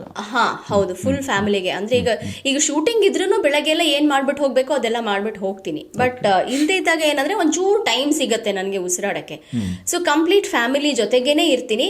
And at the same time ನನಗೆ ಅಂತ ಒಂದು ಟೈಮ್ ಸಿಗುತ್ತಲ್ಲ, ಆವಾಗ ನಂದು ವರ್ಕೌಟ್ ಆಗಿರ್ಬೋದು, ಒಂದಷ್ಟು ಜನರನ್ನ ಮೀಟ್ ಮಾಡೋದಾಗಿರ್ಬೋದು, ಮೀಟಿಂಗ್ಸು, ಅದೆಲ್ಲಾನು ಕೂಡ ಈ ಟೈಮಲ್ಲಿ ನಾನು ಪ್ಲ್ಯಾನ್ ಮಾಡಿ ಇಟ್ಕೊಂಡಿರ್ತೀನಿ. So me time and family time, okay, ಎರಡು. ಓಕೆ. ಈ ನಟನೆ ಬಂದಾದಮೇಲೆ ಬೇರೆ ಬೇರೆ ಜಾನರ್ಗಳಲ್ಲಿ ಯೋಚನೆ ಮಾಡೋಂಥ ಆಲೋಚನೆಗಳು ಜಾಸ್ತಿ ಬಂದ್ಬಿಡ್ತವೆ. ಯಾವುದೇ ಒಬ್ಬ ನಟ ಆಗಿರ್ಬೋದು, ನಟಿ ಆಗಿರ್ಬೋದು, ಅಂದರೆ ಬರೆಯೋ ಆಸಕ್ತಿ ಇರ್ಬೋದು ಅಥವಾ ಡೈರೆಕ್ಷನ್ ಮಾಡೋ ಆಸಕ್ತಿ ಇರ್ಬೋದು. ಹರಣಿ ಅವರ 30 ವರ್ಷದ ಈ ಜರ್ನಿಯಲ್ಲಿ ಯಾವತ್ತಾದರೂ ನಾನು ಡೈರೆಕ್ಷನ್ ಮಾಡಬಲ್ಲೆ? ಅಯ್ಯೋ, ಅನ್ಸಿದೆ ಸರ್, ತುಂಬಾ ಅನ್ಸಿದೆ. ಅನ್ಸ್ತಾನೆ ಯಾಕೆ ಪ್ರಯತ್ನ ಪಟ್ಟಿಲ್ಲ ಅಂತ ನನಗೆ ಗೊತ್ತಿಲ್ಲ. ಅದೇನು ಆ ನಿಟ್ಟಿನಲ್ಲಿ ಏನಾದರೂ ಬರವಣಿಗೆ ಆಗಿದೆಯಾ? ಇಲ್ಲ, ಬಟ್ ನನ್ಗೆ ಹೆಂಗ್ ಬರೀತಾರೆ ಅನ್ನೋದೇ ಗೊತ್ತಿಲ್ಲ ನನಗೆ. ನಾನು ಯಾವಾಗ್ಲೂ ಕೇಳ್ತಾ ಇರ್ತೀನಿ, ಹೆಂಗ್ ಬರೀತೀರಾ ನೀವು, ಯಾವ ತರ, ಹೆಂಗ್ ಶುರು ಮಾಡೋದು, ಹೆಂಗೆ, ಯಾವ ತರ ಮಾಡ್ಬೇಕು. ನನ್ಗೂ ಆಸೆ, ಬರಿಬೇಕು ಅನ್ನೋ ಆಸೆ, ಡೈರೆಕ್ಷನ್ ಮಾಡ್ಬೇಕು ಅನ್ನೋ ಆಸೆ ಇದೆ, ತುಂಬಾ ಆಸೆ ಇದೆ ಆಕ್ಚುಲಿ. ನನ್ಗೆ ಗೊತ್ತಿಲ್ಲ ನನಗೆ ಹೆಂಗೆ ಮುಂದೆ ಏನಾಗುತ್ತೆ, ಹೇಗಾಗುತ್ತೆ ಅನ್ನೋದು ಗೊತ್ತಿಲ್ಲ. ಬಟ್ ಆಸೆ ಅಂತೂ ಇದೆ. ಅಲ್ಲ, ಯಾವುದು ಅವಕಾಶ ಸಿಕ್ತೋ ಅದನ್ನ ಯಾವುದನ್ನೂ ಬಿಟ್ಟಿಲ್ಲ. ಕರೆಕ್ಟ್. ಬಹುಶಃ ನಿರ್ದೇಶನ ಅವಕಾಶ ಅಂತ ಅನ್ಕೋತೀನಿ. ಅಥವಾ ಪ್ರೊಡ್ಯೂಸರ್ ಏನಾದ್ರು ಬೇಕಾ ನಿಮ್ಗೆ? ಅಯ್ಯೋ ಸರ್, ಹಂಗೆಲ್ಲ ಏನು ಇಲ್ಲ ಇನ್ನುವೆ. ಅದಕ್ಕೂ ಕೂಡ ಆಸಕ್ತಿ ಇದೆ, ಅದನ್ನು ಒಂದು ನೋಡ್ಬೇಡ ಅಂತ. ನೋಡೋಣ, ಆದ್ರೆ ಗೊತ್ತಿಲ್ಲ ಹೆಂಗಾಗತ್ತೆ. ಬಿಕಾಸ್ ಕಂಪ್ಲೀಟ್ಲಿ ಎಲ್ಲಾನು ಒಂದು ಬ್ಲೈಂಡ್ ಫೇತ್ ಅಲ್ಲೇ ಹೋಗಿರೋದು, ಗೊತ್ತಿಲ್ದೇನೆ ಕಾಲಿಟ್ಟು ಆಮೇಲೆ ಗೊತ್ತು ಮಾಡ್ಕೊಂಡು ಹೋಗಿರೋದು. ಬಟ್ ಇದು ಏನೋ ಒಂಚೂರು ಗೊತ್ತಿರೋದ್ರಿಂದ ಮಾಡೋಕ್ಕಾಗತ್ತೋ ಇಲ್ವೋ ಅನ್ನೋ ಡೌಟ್ ಇದೆ ಅಂತ ಅನ್ಸುತ್ತೆ. ಬಟ್ ಮಾಡಬೇಕು ಅನ್ನೋ ಆಸೆ ತುಂಬಾನೇ ಇದೆ. ಡೈರೆಕ್ಷನ್ ಮಾಡಬೇಕು, ಬರಿಬೇಕು. ಈಗ ಯಾವುದಾದ್ರೂ ಒಂದು ಕಥೆ ಇದ್ರೆ ಕೂತ್ಕೊಂಡು ಡಿಸ್ಕಸ್ ಮಾಡಬೇಕು, ಅದರಲ್ಲಿ ಹಾಗೆ ಶುರುವಾಗೋದು ಅಂತ ಅನ್ಸುತ್ತೆ. ಯಾವುದೋ ಒಂದು ಗ್ರೂಪ್ ಜೊತೆ ಸೇರಿಕೊಂಡು ಆ ಕಥೆಗೆ ಡಿಸ್ಕಷನ್ ಲೆವೆಲಿಂದ ಹಿಡಿದು ಫುಲ್ ಎಂಡ್ ಪ್ರಾಡಕ್ಟ್ವರೆಗೂ ಒಂದು ಟೀಮ್ ಜೊತೆ ಇರಬೇಕು, ಕೆಲಸ ಮಾಡಬೇಕು ಅಂತ ಆಸೆ ಇದೆ. ಮಾಡಿ, ಒಳ್ಳೆಯದಲ್ಲ, ಆದಷ್ಟು ಬೇಗ ಡೈರೆಕ್ಷನ್ ಮಾಡಿ. ಓಕೆ ಮೇಡಮ್, ಯೂಶ್ವಲಿ ನಾನು ಅಬ್ಸರ್ವ್ ಮಾಡೋದಂಗೆ ಸೆಲೆಬ್ರಿಟಿಗಳು ತುಂಬ ಏನೋ ವರ್ಷಗಳಿಂದ ನಾನು ನೋಡ್ಕೊಂಬರ್ತೀನಿ. ಅದರಲ್ಲಿ ನಿಮ್ಮನ್ನು ನಾನು ನೋಡಿದ್ದೀನಿ, ಸೀರಿಯಲ್ಲಲ್ಲಾಗಿರ್ಬೋದು, ಸಿನಿಮಾದಲ್ಲಾಗಿರ್ಬೋದು. ನಾನು ಮೊದಲನೇ ಸೀರಿಯಲ್ ಅಥವಾ ಮೊದಲನೇ ಸಿನಿಮಾ ನೋಡಿದಾಗೂ ಹಾಗೆ ಇದ್ದೀರಾ. ಈಗ ಮೊನ್ನೆ ನೋಡಿದಂಥ ಶಾಕಾರಿ ಆಗಿರ್ಬೋದು, ಕೆರೆಬೇಟೆ ಆಗಿರ್ಬೋದು, ಆ ಸಿನಿಮಾ ನೋಡಿದಾಗೂ ಹಾಗಿದ್ದೀರಾ. ನಿಮ್ಮ ಬ್ಯೂಟಿಯ ಸೀಕ್ರೆಟ್ ಏನು ಅಂತ? ನನ್ಗನ್ಸೋದು ಏನಂದ್ರೆ ನೀವಾಗಿರ್ಬೇಕು ಸರ್, ಅಷ್ಟೇ. ನೀವು ಯಾವಾಗ ಬೇರೆಯವ್ರ ತರ ಇರ್ಬೇಕು ಅನ್ನೋ ಪ್ರಯತ್ನ ಪಡ್ತಿರೋ ಅಲ್ಲಿ ಒಂದು ಮುಖವಾಡ ಬಂದ್ಬಿಡುತ್ತೆ. ಮುಖವಾಡ ಬಂದಾಗ ನೀವು ಬೇರೆಯವ್ರ ತರ ಕಾಣಿಸ್ತೀರಾ. ನೀವು ನೀವಾಗಿದ್ರೆ ನೀವು ನೀವಾಗೇ ಕಾಣಿಸ್ತೀರಾ. ನಿಮ್ ಏನಾದ್ರು ಒಂಚೂರು ಹೆಚ್ಚು ಕಮ್ಮಿ ಕಾಣಿಸಿದ್ರು ನಿಮ್ಗೆ ದೇಹದಲ್ಲಿ ಅಥವಾ ನೋಡೋಕೆ ಅಪಿಯರೆನ್ಸ್ ಅಲ್ಲಿ ಬೇರೆ ತರ ಇದ್ರೂ ಅದ್ ಒಂದು ವ್ಯಕ್ತಿತ್ವ ಇರುತ್ತಲ್ಲ, ಅದು ಹಾಗೆ ಉಳಿಯುತ್ತೆ. ಸೊ ನೀವು ಎಷ್ಟು be honest to yourself, be true to yourself, just be yourself ಅಷ್ಟೇ, ಇನ್ನೇನು ಇಲ್ಲ. ನೀವು ಅದನ್ನ ಬಿಟ್ಟು ಯಾರನ್ನೋ ನೋಡ್ಕೊಂಡು ನಾನು ಅವ್ರ ಥರ ಇರ್ತೀನಿ ಅಂತ ಹೋದ್ರೆ ಟೈಮು ವೇಸ್ಟು, ಎಫರ್ಟು ವೇಸ್ಟು, ನಿಮ್ಮ ತನನೂ ನೀವು ಕಳ್ಕೊತೀರಾ. ಬದಲಾವಣೆ ಮಾಡ್ಕೊಂಡ್ರೆ ಬದಲಾಗ್ತೀರಾ. ಎಸ್, ಅಷ್ಟೇ. ನೀವಾಗಿರೋದೇ ಒಳ್ಳೆಯದು. ಕಂಪ್ಲೀಟ್ಲಿ. ಯೂಶಲಿ ಇಷ್ಟು ಆಡಿಯನ್ಸ್ಗೆ ಒಂದು ಪ್ರಶ್ನೆಗಳಿರ್ತದೆ. ಅಂದರೆ ಸೆಲೆಬ್ರಿಟಿಗಳು ಬಾಡಿ ಮೇಂಟೈನ್ ಮಾಡ್ತಾರೆ, ಅದು ಹೇಗೆ ಯೋಗ ಮಾಡ್ತಾರ, ಜಿಮ್ ಮಾಡ್ತಾರ, ಸ್ವಿಮ್ ಮಾಡ್ತಾರೆ, ಈ ಥರದ್ದೆಲ್ಲ ಇರುತ್ತೆ. ಆಮೇಲೆ ನೀವು ಹೇಳಿದ್ರಿ ನೀವಾಗಿರಿ ಅಂತ. ಈಗ ಡಯಟ್ ವಿಚಾರಕ್ಕೆ ಬಂದರೆ ಅರಣಿ ಅವರು ಡಯಟು ಅದೆಲ್ಲ ಹೇಗೆ ಅಂತ? ತುಂಬ ಅಷ್ಟೊಂದೆಲ್ಲ ಏನು ಡಯಟ್ ಎಲ್ಲ ಮಾಡೋದಿಲ್ಲ. ಬಟ್ ಆಫ್ಕೋರ್ಸ್ ಒಂದು ಏಜ್ ಆದಮೇಲೆ ಹೇಳ್ಬೋದು, ಏನೋ ಏಜ್ ಡಸಂಟ್ ಮ್ಯಾಟರ್ ಅಂತ. ಬಟ್ ದಟ್ ನಂಬರ್ ಮ್ಯಾಟರ್ಸ್ ಅಲ್ಲ. ನಿಮ್ಗೆ ಏನಿಲ್ಲ ಅಂದ್ರೂ ಅದು ಇಂಟರ್ನಲಿ ಏನಾಗಬೇಕೋ ಅದೆಲ್ಲ ನ್ಯಾಚುರಲ್ ಏನೇನು ಚೇಂಜಸ್ ಆಗಬೇಕು ಆಗ್ತಾ ಇರುತ್ತೆ. ಆ ಚೇಂಜಸ್ಗೆ ನಾವು ಅಡ್ಯಾಪ್ಟ್ ಆಗಬೇಕಷ್ಟೇ. ಅಂದರೆ ಇವಾಗ ಹೆಚ್ಚು ಜಂಕ್ ತಿಂದಿರೋದು, ಒಂದು ರೆಗ್ಯುಲರ್ ಏನೋ ಒಂದು ಎಕ್ಸಸೈಸ್, ಫಾರ್ಮ್ ಆಫ್ ಎಕ್ಸಸೈಸ್ ಏನಾದರೂ ಇದ್ರೂ ಅದನ್ನ ಮಾಡೋದಾಗಿರ್ಬೋದು, ಮೆಡಿಟೇಷನ್ ಮಾಡೋದಾಗಿರ್ಬೋದು, ಬ್ರೀದಿಂಗ್ ಎಕ್ಸಸೈಸಸ್ ಆಗಿರ್ಬೋದು, ವಾಕಿಂಗ್, ಜಿಮ್ಗೆ ಹೋಗಿ ವರ್ಕೌಟ್ ಮಾಡೋದು, ಯೋಗ, ಎನಿಥಿಂಗ್. ಸೊ ಬಟ್ ನಾನು ಮಾಡೋದು, ನಾನು ಜಿಮ್ಮಿಗೆ ಹೋಗ್ತೀನಿ. ಕೂತಲ್ಲೇನೆ ಎಷ್ಟಾಗುತ್ತೋ ಅಷ್ಟು ನಾನು ಸ್ವಲ್ಪ ಕಾಮಾಗಿ ಕೂತ್ಕೊಂಡು ಏನೋ ಒಂದೇನೋ ಚಾಂಟಿಂಗ್ ಆಗಿರ್ಬೋದು, ಮಂತ್ರ ಆಗಿರ್ಬೋದು ಕೇಳ್ತಾ ಇದ್ರೆ ಅದೇ ಒಂದು ಫಾರ್ಮ್ ಆಫ್ ಮೆಡಿಟೇಷನ್ ಆಗುತ್ತೆ. ನಿಜ. So that is what I do. Okay, Harini ಅವರ 30 ವರ್ಷದ ಜರ್ನಿಯಲ್ಲಿ ಎಲ್ಲ ತರಹದ ಪಾತ್ರಗಳಲ್ಲಿ ಮಿಂದೆದಿರಿ. ಅದರಲ್ಲಿ ಖುಷಿನೂ ಇದೆ, ಇನ್ನೂ ಹೆಚ್ಚೆಚ್ಚು ಹಪಹಪೇನೂ ಇದೆ, ಇನ್ನೇನು ಮಾಡಬೇಕು ಅನ್ನೋದು. ಆದರೆ ಈ 30 ವರ್ಷವನ್ನು ಸುಮ್ಮನೆ ಹಿಂದೆ ತಿರುಗಿ ನೋಡಿದರೆ ಏನು ಅನಿಸುತ್ತೆ? ನೋಡಿದಾಗ ನಾನಾ ಇಷ್ಟೆಲ್ಲ ಮಾಡಿದ್ದು, ನಾನಾ ಹೇಗೆಲ್ಲ ಅಲ್ಲ ಅಂದರೆ ಓಕೆ ಮಾಡ್ಕೊಂಡು ಬಂದ್ಬಿಟ್ಟಿದ್ದೀನಿ ನಾನು 30 ವರ್ಷ.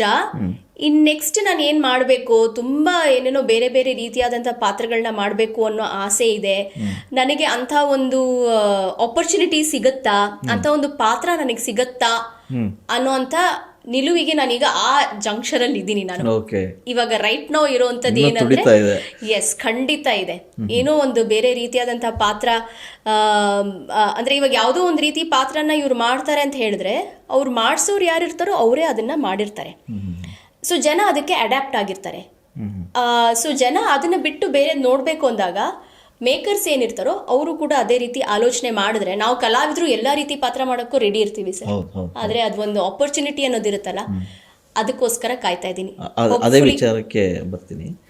ಎಲ್ರಿಗೂ ಒಂದೊಂದು ಡ್ರೀಮ್ ರೋಲ್ ಅನ್ನೋದು ಇರುತ್ತೆ. ಸೊ ಹರಿಣಿಯವರ ಡ್ರೀಮ್ ರೋಲ್ ಅನ್ನೋದು ಯಾವ್ದಾದ್ರು ಇದೆಯಾ ಅಥವಾ ಅದು ಸಿಕ್ಕಿದೆಯಾ ಅಂತ? ಡ್ರೀಮ್ ರೋಲ್ ಅಂದ್ರೆ ನನಗೆ ತುಂಬಾ ವಿದ್ಯಾ ಬಾಲನ್ ಅವ್ರು ಮಾಡ್ತಾರಲ್ಲ ಆ ಥರ ಪಾತ್ರಗಳು, ಶೆಫಾಲಿ ಶಾ ಮಾಡ್ತಾರಲ್ಲ ಆ ಥರ ಪಾತ್ರಗಳು. ಆ್ಯಂಡ್ ಮುಂಚೆ ಆಗಿನ ಕಾಲದ ಸಿನಿಮಾಗಳಲ್ಲೆಲ್ಲ ಲಕ್ಷ್ಮಿ ಅಮ್ಮ ಅವರು, ಆರತಿ ಅವರು, ಅವರೆಲ್ಲ ಮಾಡ್ತಾ ಇದ್ರಲ್ಲ ಪಾತ್ರಗಳು. ಎಸ್, ಅವರು ಏನೋ ಒಂದು ತಾಯಿ ಪಾತ್ರನೇ ಮಾಡಿರ್ಬೋದು ಅಥವಾ ಹೀರೋಯಿನ್ ಆಗೇ ಮಾಡಿರ್ಬೋದು. ಬಟ್ ಅದರಲ್ಲೂ ಕೂಡ ಎಷ್ಟು ಶೇಡ್ಸ್ ಇತ್ತು. ಆ ಏಜಿಗೆ ತಕ್ಕ ಹಾಗೆ ಐ ಥಿಂಕ್ ಮಾಡಬಹುದು. ಆ್ಯಂಡ್ ಆ ಥರ ಪಾತ್ರಗಳನ್ನ ನಿಭಾಯಿಸೋಕೆ ನಾವು ಎಲ್ಲ ಸಿದ್ಧವಾಗಿದ್ದೀವಿ. ಅದಕ್ಕೆ ವರ್ಕ್ ಮಾಡೋಕ್ಕೂ ಮೈಂಡ್ ಸೆಟ್ ಇದೆ. ಆ ಥರ ಒಂದು ಪಾತ್ರಗಳು ಬರಲಿ ಅಂತ ನಾನು ದೇವರಲ್ಲಿ ಬೇಡ್ಕೋತಾ ಇದ್ದೀನಿ. ಓಕೆ, ಹರಣಿಯವರು ಈ ಸ್ಕ್ರೀನ್ ಮೇಲೆ ಅಳಿಸ್ತಾರೆ, ಆದರೆ ರಿಯಲ್ ಲೈಫ್ನಲ್ಲಿ ಹೇಗೆ? ತುಂಬ ಸಾಫ್ಟ್ ಕಾರ್ನರ, ತುಂಬ ಜೋರ? ಅಂದರೆ ನನಗೆ ಹೇಳೋದು ಏನು ಅಂದರೆ, ನಾನು ಸ್ವಲ್ಪ ಆ್ಯಂಬಿವರ್ಟ್ ಅಂದರೆ ಎಕ್ಸ್ಟ್ರೋವರ್ಟ್ ಅಂದರೆ ಎಲ್ಲರ ಜೊತೆಗೂ ಇರೋದು, ಇಂಟ್ರೋವರ್ಟ್ ಅಂದರೆ ಒಂದು ಕೆಲವರು ಮನೆ ಅಷ್ಟು ಮಾತ್ರ. ಆ್ಯಂಬಿವರ್ಟ್ ಅಂದರೆ ನನಗೆ ಇಷ್ಟ ಆಗೋರ ಜೊತೇಲಿ ಮಾತ್ರ ನಾನು ತುಂಬಾ ಸಹಜವಾಗಿ, ಅಂದರೆ ತುಂಬ ಜೋವಿಯಲ್ ಆಗಿ ಇರ್ತೀನಿ, ಅದರ್ವೈಸ್ ನಾನು ಕ್ವೈಟ್ ಆಗಿರ್ತೀನಿ, ಆ ಥರ. ಬಟ್ ನನಗೆ ಹೇಳಿರೋದು, ನಾನು ಇರೋ ಜಾಗ ಹೆಂಗಿರಬೇಕು ಅಂದರೆ, ನಂಗೆ ಯೂಶಲಿ ತುಂಬ ಫ್ರೆಂಡ್ಲಿ ಆಗಿರೋಕೆ ಇಷ್ಟಪಡ್ತೀನಿ, ಆರಾಮಾಗಿ ಮಾತಾಡಿಕೊಂಡು ಜೋವಿಯಲ್ ಆಗಿ, ತುಂಬ ತಲೆ ಕೆಡಿಸ್ಕೊಳ್ದೆ ಆರಾಮಾಗಿರೋ ಥರ, ಸ್ಟ್ರೆಸ್ ಫ್ರೀ ಆಗಿರಬೇಕು, ಆ ಥರ.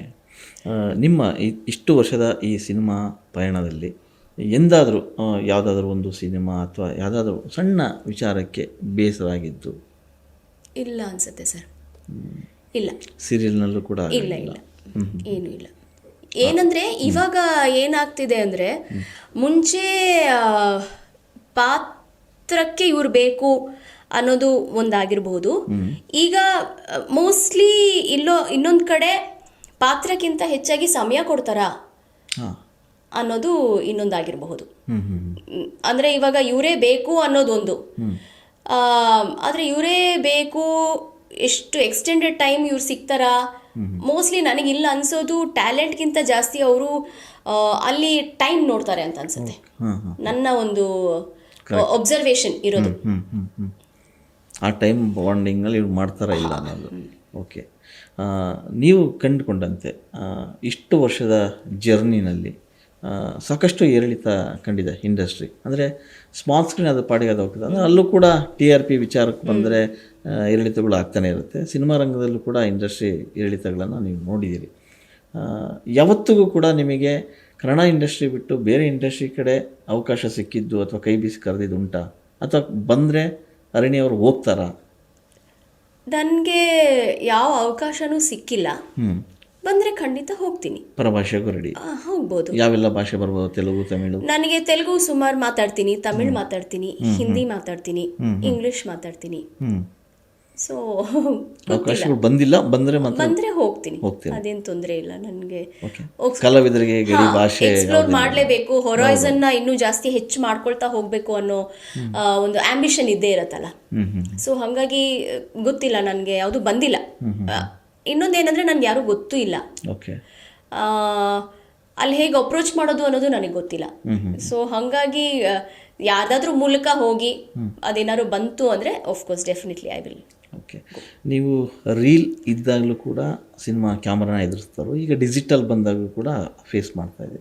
ಸೊ ಆಗ ಕಂಡಂಥ ಸಿಚುವೇಶನು ಈಗ ನೀವು ನೋಡ್ತಾ ಇರೋಂಥ ಸಿಚುವೇಶನ್ ವ್ಯತ್ಯಾಸ ಹೇಗಿತ್ತು? ಅಂದರೆ ಆ ವರ್ಕ್ ಸ್ಟೈಲ್ ಒಂಥರ ಮದುವೆ ಮನೆ ಊಟ ಮತ್ತೆ ಫಾಸ್ಟ್ ಫುಡ್ ಊಟ ಥರ.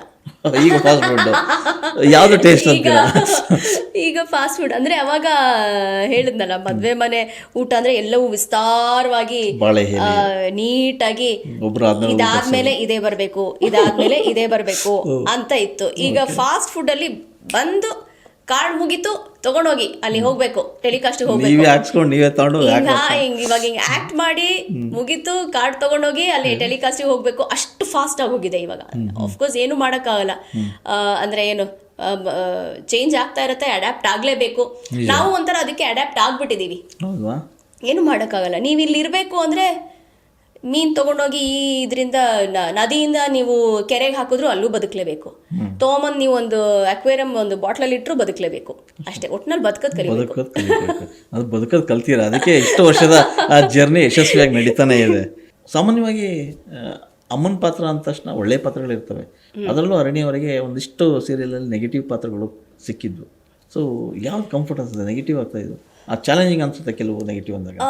ಈಗ ಒಂದು ಮಾಡ್ತಾ ಇದ್ದೀನಿ, ಗೌರಿ ಶಂಕರ ಅಂತ ಮಾಡ್ತಾ ಇದ್ದೀನಿ.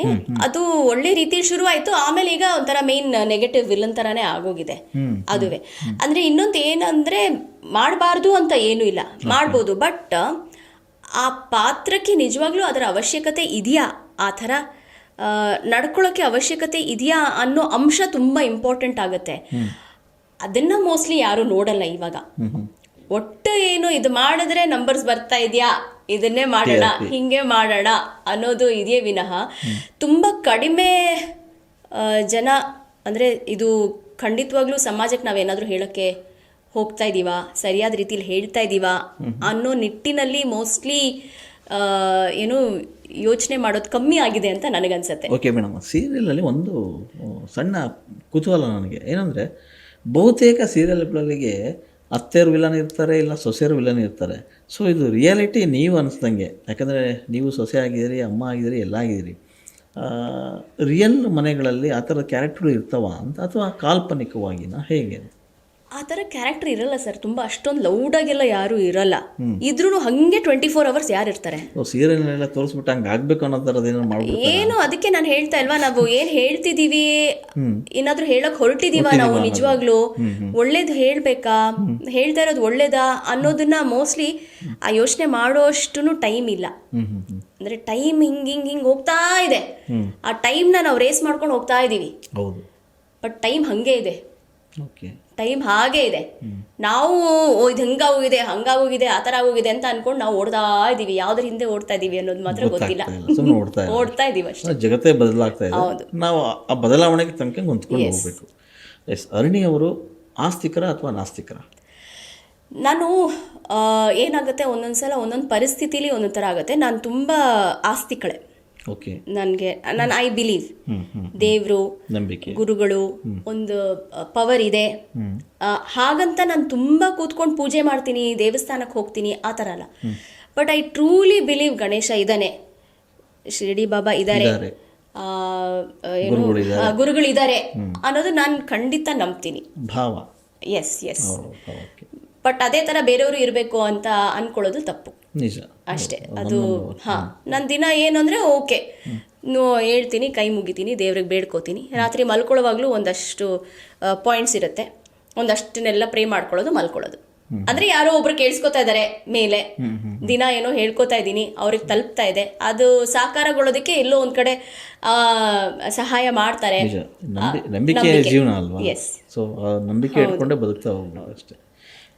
ಆಧ್ಯಾತ್ಮದ ಕಡೆ ಒಲವು ತುಂಬಾ ಇದೆ. ಆದ್ರೆ ಏನೇನೇನೋ ಒಂಥರ ಗೊತ್ತಿಲ್ಲ, ಹೋಗ್ತಾ ಹೋಗ್ತಾ ಐ ಥಿಂಕ್ ಜೀವನದ ಅನುಭವ ಆ ಕಡೆ ಕರ್ಕೊಂಡು ಹೋಗುತ್ತೆ ಅಂತ ಅನ್ಸತ್ತೇನೋ. ಅಂದ್ರೆ ಆ ಕಡೆ ಹೋಗ್ಬೇಕು ಅನ್ನೋದು ಇರಲ್ಲ ನಿಮ್ಮ ಮೈಂಡಲ್ಲಿ, but I think journey takes you there and it is beautiful. ನೀವು ಕೂತ್ಕೊಂಡು ಯೋಚನೆ ಮಾಡಿದಾಗ, ಯಾರು ಇಲ್ಲದೇ ಇದ್ದಾಗಲೇ ನಿಮಗೆ ಯೋಚನೆಗಳು ಬರೋದು. ಯೋಚನೆಗಳು ಯಾವಾಗ ಬರುತ್ತೆ? ಅನುಭವ ಆದಾಗ. ಸೊ ಮನುಷ್ಯ ದಿನಗಳ ಕಳೆದಂಗೆ, ವರ್ಷಗಳ ಕಳೆದಂಗೆ ಮಾಗ್ತಾ ಹೋಗ್ತಾನೆ. ಸೊ ಆಗ ಹೊಸ ಹೊಸ ಯೋಚನೆಗಳು ಬರ್ತವೆ, ತಾಳ್ಮೆ ಕಲಿತಾನೆ. ಸೊ ನೀವು ಹೇಳ್ದಂಗೆ ಅನುಭವ ಮತ್ತು ಅನುಭವ ಇವೆರಡೂ ಇದೆಯಲ್ಲ ಮನುಷ್ಯನ, ಅದು ಅವಿಭಾಜ್ಯ ಅಂಗ. ಸೊ ಹಾಗಾಗಿ ಆಧ್ಯಾತ್ಮ ಕಡೆ ನಿಮಗೆ ಹೆಚ್ಚು ಒಲವು ಇದೆ? ಇದೆ, ಖಂಡಿತ ಇದೆ. ನಾನು ಎಲ್ಲೋ ಒಂದ್ ಕಡೆ ತುಂಬಾ ನನ್ನನ್ನು ನಾನು ಮಾತಾಡ್ಕೋತೀನಿ. ಇದು ಅಂದರೆ ತುಂಬ ಏನು ಸ್ಟ್ರೆಸ್ ಕೊಡಲ್ಲ, ಬಟ್ ಸ್ಟಿಲ್ ಇಂಟ್ರೋಸ್ಪೆಕ್ಟ್ ಮಾಡ್ಕೋತೀನಿ. ಆ್ಯಂಡ್ ಆಧ್ಯಾತ್ಮದ ಮೂಲಕ I don't know what spirituality is, but ನಾನು ಯಾವುದೋ ಒಂದು ಝೋನಲ್ಲಿ ಇದ್ದೀನಿ ಇವಾಗ. ಅದು ಆ ಝೋನ್ ಆಧ್ಯಾತ್ಮನ ಏನೂ ಗೊತ್ತಿಲ್ಲ, ಬಟ್ ಕಂಪ್ಲೀಟ್ಲಿ ಅದು ಡಿಫ್ರೆಂಟ್ ಝೋನ್ ಅಂತ ನನಗೆ ಗೊತ್ತು, ಅಷ್ಟಂತೂ ಗೊತ್ತು. ಬಟ್ ಅದು ಸ್ಪಿರಿಚುಯಾಲಿಟಿನ ಏನು ಅನ್ನೋದು ಗೊತ್ತಿಲ್ಲ, but I think it is spirituality ಅಂತ ಅನ್ಕೊಂಡು ನಾನು ಆ ಝೋನಲ್ಲಿ ಇದ್ದೀನಿ ಇವಾಗ. ಸುಮಾರಷ್ಟು ಅದು ನನಗೆ ಯಾವುದೇ ಒಂದು, ಅದೇ ಹೇಳಿದ್ನಲ್ಲ, ಈಗ ಯಾವುದೇ ಒಂದು ಪರಿಸ್ಥಿತಿಗೆ ಹಾಕಿದ್ರೂ ಅದರಿಂದ ಆಚೆಗೆ ಬರೋದು ಕಾನ್ಫಿಡೆನ್ಸ್ ಇದೆ, ಆಚೆ ಬರಬಲ್ಲೆ ನಾನು ಅನ್ನೋ ಕಾನ್ಫಿಡೆನ್ಸ್ ಇದೆ. ಸೊ ಪ್ರಾಬಬ್ಲಿ ಆ ಝೋನಲ್ಲಿ ಇರೋದ್ರಿಂದ ಏನು ಹೇಳ್ತಾರೆ, ತುಂಬ ಲೆಟ್ ಗೋ ಆಗಿರಬಹುದು. ತುಂಬ ಹಿಡ್ಕೊಂಡಿದ್ರೇ ತಾನೇ ಕಷ್ಟ, ಬಿಟ್ಬಿಡಿ ಅಷ್ಟೇ. ಅದ್ರ ಪಾಡಿಗೆ ಅದಿರುತ್ತೆ, ನಿಮ್ಮ ಪಾಡಿಗೆ ನೀವಿರಿ, ದಟ್ಸ್ ಆಲ್. ಹೇಳೋದು ಸುಲಭ, ಆದರೆ ಮಾಡೋದು ಕಷ್ಟ ಸರ್.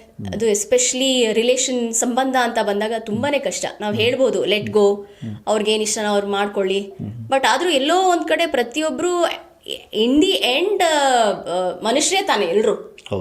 ಸೊ ಹಾಗಾಗಿ ಆ ಮನುಷ್ಯನ ಸ್ವಭಾವ, ಯೋಚನೆ ಏನಿರುತ್ತೋ ಅದು ಬಂದೇ ಬರುತ್ತೆ.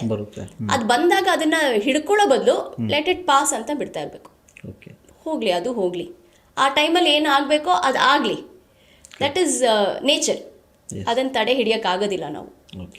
ಲೈಫಲ್ಲಿ ಕೆಲವರು ಏನೋ ಆಗ್ಬೇಕಂತಿರ್ತಾರೆ, ಏನೋ ಆಗ್ಬಿಡ್ತಾರೆ, ಇನ್ನೇನೋ ಆಗ್ಬೇಕಾದ್ರೆ ಇನ್ನೇನೋ ಆಗ್ಬಿಟ್ಟಿರ್ತಾರೆ. ಸೊ ಅರಣಿ ಅವ್ರಿಗೆ ಏನಾದರೂ ಅನ್ಸಿತ್ತಾ, ನಾನು ಇದು ಆಗ್ಬೇಕಿತ್ತು, ಇದು? ಅಯ್ಯೋ, ನನಗೆ ಏನೇನೋ ಅನ್ಸಿತ್ತು. ನಾನು IPS ಆಗ್ತೀನಿ ಅಂತ ಅನ್ಕೊಂಡಿದ್ದೆ, IAS ಆಗ್ತೀನಿ ಅಂತ, ಡಾಕ್ಟರ್ ಆಗ್ತೀನಿ ಅಂತ, ಆಕ್ಟರ್ ಆಗ್ತೀನಿ ಅಂತ ಯಾವತ್ತೂ ಅನ್ಕೊಂಡಿರ್ಲಿಲ್ಲ ನಾನು. ನೋಡಿ, ಹಾಗಾದ್ರೆ ಅನ್ಕೋಬಾರ್ದು, ಅನ್ಕೊಳ್ದೇ ಇರೋದೇ ಆಗೋದು ಲೈಫಲ್ಲಿ. ಅದೇನು ಆಕ್ಟರ್ ಆಕ್ಟರ್ ಆಗ್ತೀನಿ ಅನ್ಕೊಳ್ಳಿಲ್ಲ, ಬಟ್ ಒಂದ್ಸಲ ಟಿವಿಲಿ ಬರ್ಬೇಕು, ನಾನು ಹೆಂಗ್ ಕಾಣಿಸ್ತೀನಿ ಟಿವಿಲಿ ಅನ್ನೋದು ನನಗೆ.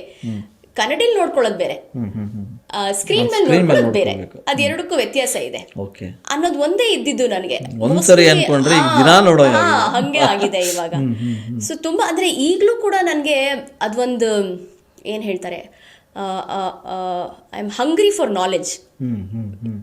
ಏನೋ ಮಾಡ್ಬೇಕು, ಏನೋ ಇದೆ ನನಗೆ ಇನ್ನೂ ಮಾಡ್ಬೇಕು ಇದೆ, ಅದೇನೋ ಅನ್ನೋದು ಗೊತ್ತಾಗ್ತಾ ಇಲ್ಲ. ಅದು ಆ ಕ್ವೆಶ್ಚನ್ ಮಾರ್ಕ್ ಹಾಗೆ ಇದೆ. What is that? ಬಹುಶಃ ಆ ಹುಡುಕಾಟದಲ್ಲಿ ನಾನಿದ್ದೀನಿ, ಏನು ಗೊತ್ತಾಗ್ತಾ ಇಲ್ಲ. ಬಹುಶಃ ಕಲಾವಿದರಿಗೆ ಆ ಸ್ಯಾಟಿಸ್ಫ್ಯಾಕ್ಷನ್ ಅದಿರಲ್ಲ, ಇನ್ನೂ ಏನೋ ಮಾಡಬೇಕು, ಹೊಸದು. ಯಾಕಂದ್ರೆ ದಿನನಿತ್ಯ ಕಲಿಯೋದೇ ಇದ್ದೇ ಇರುತ್ತೆ. ಪ್ರತಿಯೊಬ್ಬರು ಪ್ರತಿ ಕ್ಷೇತ್ರದಲ್ಲೂ ಕಲಿಯಬೇಕಿರುತ್ತೆ. ಸೊ ಆ ನಿಟ್ಟಿನಲ್ಲಿ ನೀವು ಇನ್ನೂ ಕಲಿತಾನೆ ಇದ್ದೀನಿ ಅಂತೀವಿ. ಯಾಕಂದ್ರೆ ಸಾಕಷ್ಟು ಕಲ್ತಿದ್ದೀರಾ, ಒಂದಿಷ್ಟು ಜನಗಳಿಗೆ ನಿಮ್ಮ ಪಾತ್ರಗಳ ಮೂಲಕ ಕಲಿಸಿದ್ದೀರಿ ಕೂಡ ಅಲ್ವಾ? ಇನ್ನೂ ಏನು ಕಲಿಬೇಕು ಅಂತ? ಇಲ್ಲ ಸರ್, ಏನು ಅಂತ ಗೊತ್ತಾಗ್ತಾ ಇಲ್ಲ ನನಗೆ. ಐ ಥಿಂಕ್ ಆ ನಾಲೆಡ್ಜ್ ಅನ್ನೋದೇನಿದೆ ಏನೋ ಇದೆ, but I am not able to, ಅದೇನೋ ಅನ್ನೋದು ನಂಗೆ ಗೊತ್ತಾಗ್ತಾ ಇಲ್ಲ. ಮೇ ಬಿ ನಂಗೆ ಇನ್ನೂ ಓದಬೇಕು ಅನ್ನೋ ಆಸೆ ಇದೆಯಾ, ನೀವು ಹೇಳ್ದಂಗೆ ಡೈರೆಕ್ಷನ್ ಮಾಡಬೇಕು, ಆ ಲೈನಲ್ಲಿ ಹೋಗಿ ಅದನ್ನೇನಾದ್ರು ಸ್ಟಡಿ ಮಾಡಬೇಕಾ, ಏನೋ ಮಾಡಬೇಕು ಅಷ್ಟೇ. ಬಟ್ ಏನೋ ಇದೆ, ಅದೊಂದು ಬಿಗ್ ಕ್ವೆಶ್ಚನ್ ಮಾರ್ಕ್ ಇದೆ ನನಗೆ. ನೀವು ಆಗಲೇ ಹೇಳಿದ್ರಿ, ನಾನು ಆಫೀಸರ್ ಆಗಬೇಕಿತ್ತು, ಖಾಕಿ ಆಫೀಸರ್ ಆಗಬೇಕಿತ್ತು. ಸೊ ಅಟ್ಲೀಸ್ಟ್ ರಿಯಲ್ನಲ್ಲಿ ಆಗಲಿಲ್ಲ, ರೀಲ್ನಲ್ಲಿ ಏನಾದ್ರು ರೀಲ್ನಲ್ಲಿ ಇನ್ನೂ ಆಗಿಲ್ಲ. ಆಗಿಲ್ಲ, ಅದೊಂದು ಆಸೆ ಇರ್ಬೋದಾ ಅಂತ, ಇರ್ಬೋದಾ ಅಂತ ನೋಡೋಣ ಅಂತ. ಅಟ್ಲೀಸ್ಟ್ ಆಫೀಸರ್ ಕೊಡ್ಲಿಲ್ಲ, ಕಾನ್ಸ್ಟೇಬಲ್ ಆದ್ರೆ ಕೊಡ್ರಪ್ಪ ಅಲ್ವಾ, ಆ ಪಾತ್ರ ಆದ್ರೆ ಕೊಟ್ಬಿಡೋಣ ಅಂತ. ಎಸ್ ಮೇಡಮ್, ಇಷ್ಟು ಸಿನಿಮಾಗಳನ್ನು ಮಾಡಿದ್ರಿ, ಒಂದಿಷ್ಟು ನಟರ ಜೊತೆಗೂ ನೀವು ಸ್ಕ್ರೀನ್ನ ಶೇರ್ ಮಾಡ್ತಾ ಹೋಗ್ತೀರಿ. ಸೊ ದಿ ಬೆಸ್ಟ್ ಮೂಮೆಂಟ್ ಅನ್ನೋದು ಕೂಡ ನಿಮ್ಮ ಲೈಫಲ್ಲಿ ಇದ್ದೇ ಇರುತ್ತೆ. ಅಂದರೆ ಆ ನಟರ ಜೊತೆ ನಟಿಸಿದ, ಆಗಲೇ ನೀವು ಗೋಪಾಲ್ ಕೃಷ್ಣ ಅವ್ರ ಬಗ್ಗೆ ಮಾತಾಡಿದ್ರಿ, ದೇಶಪಾಂಡೆ ಅವ್ರ ಬಗ್ಗೆ. ಸೊ ಅವರು ತುಂಬ ಒಳ್ಳೆಯ ನಟ, ಅದು ಎಲ್ರಿಗೂ ಗೊತ್ತಿರೋಂಥದ್ದು. ಸೊ ಸಿನಿಮಾ ವಿಚಾರಕ್ಕೆ ಬಂದರೆ ನೀವು ಶಿವಣ್ಣನ ಜೊತೆಗೆ ಮಾತಾಡಿದ್ರಿ. ಶಿವಣ್ಣ ಅವರ ಬಗ್ಗೆ ಹೇಳೋದಾದ್ರೆ ಏನು ಹೇಳ್ತೀವಿ? ಅವರೊಂದು ಯೂನಿವರ್ಸಿಟಿ ಸರ್. ಅವ್ರಿಗಿರೋ ಡಿಸಿಪ್ಲಿನು, ಅವ್ರಿಗಿರೋ ಎನರ್ಜಿ, ಐ ಥಿಂಕ್ ಅವ್ರನ್ನ ನೋಡಿದ್ರೆ ಸಾಕು, ಅವ್ರ ಸುತ್ತಮುತ್ತ ಇದ್ರೇನೆ ಸಾಕು. ಐ ಥಿಂಕ್ ನೀವು ಸಾಕಷ್ಟು ಕಲಿಬಹುದು. ಕುತ್ಕೊಂಡು ಅವ್ರ ಜೊತೆ ಮಾತಾಡಲೇಬೇಕು ಅಂತ ಇಲ್ಲ. ಐ ಥಿಂಕ್ ಅವರು by nature is like that ಅಂತ ಅನ್ಸತ್ತೆ.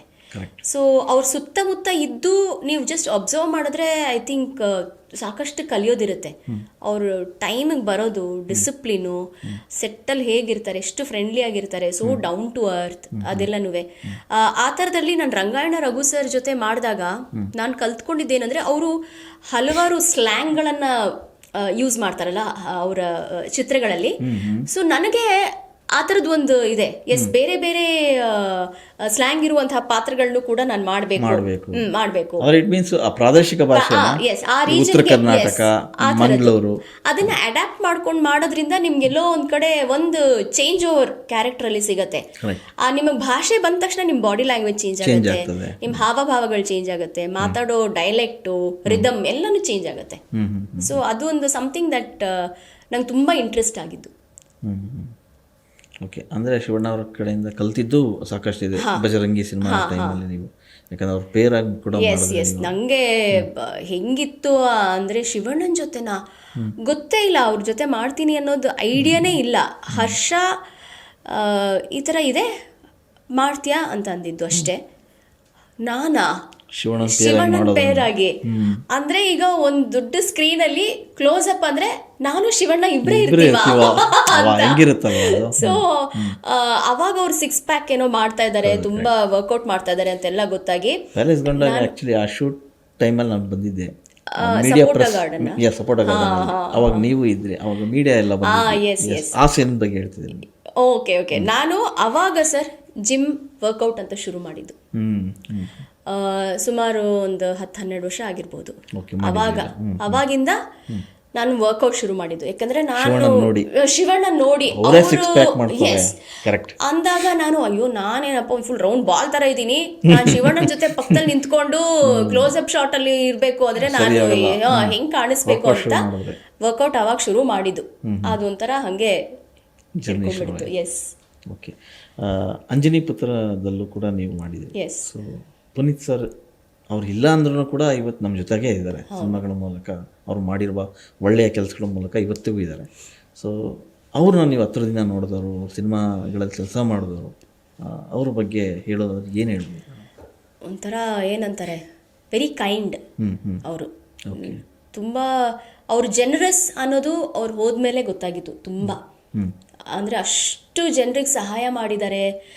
ಬಲಗೈ ಮಾಡಿದ್ದು ಎಡಗೈ ಗೊತ್ತಾಗಬಾರ್ದು ಅಂತಾರಲ್ಲ, ಆ ರೀತಿ ಒಂದು ವ್ಯಕ್ತಿತ್ವ ಅವ್ರದ್ದು. ಆ್ಯಂಡ್ ತುಂಬ ಡೌನ್ ಟು ಅರ್ತ್.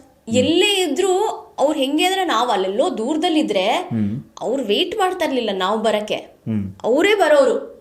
ಏ ಹರಿಣಿ ಹೌಯೋ ಅಂತ ಅನ್ಕೊಂಡು ಅವ್ರ ಫರ್ಮ್ ಹ್ಯಾಂಡ್ ಶೇಕ್ ಆಗಿರ್ಬೋದು, ಅವ್ರ ಹಗ್ ಆಗಿರ್ಬೋದು, ಇಟ್ ವಾಸ್ ಸೋ ಬ್ಯೂಟಿಫುಲ್. ಇಷ್ಟು ಕೈಂಡ್ ಮನುಷ್ಯ ಅಂದ್ರೆ ಅವರು. ಇನ್ನೂ ಅವ್ರ ಕಣ್ಣಲ್ಲಿ ಆ ಮುಗ್ಧತೆ ಇತ್ತು. ಹಾ, ಅವ್ರು ಶೂಟ್ ಮಾಡ್ಬೇಕಾದ್ರೆ ಅವ್ರ ಕಣ್ಣು ನೋಡಿದ್ರೆ ಇನ್ನೂ ಬೆಟ್ಟದ ಹೂವು ಲೋಹಿತ್ ಅವರೇ ಕಾಣಿಸ್ತಾ ಇದ್ರು ಕಣ್ಣಲ್ಲಿ. ಅಷ್ಟು ಒಂದು ಮುಗ್ಧತೆ, ಇನ್ನಸೆನ್ಸ್ ಇತ್ತು ಅವರಲ್ಲಿ.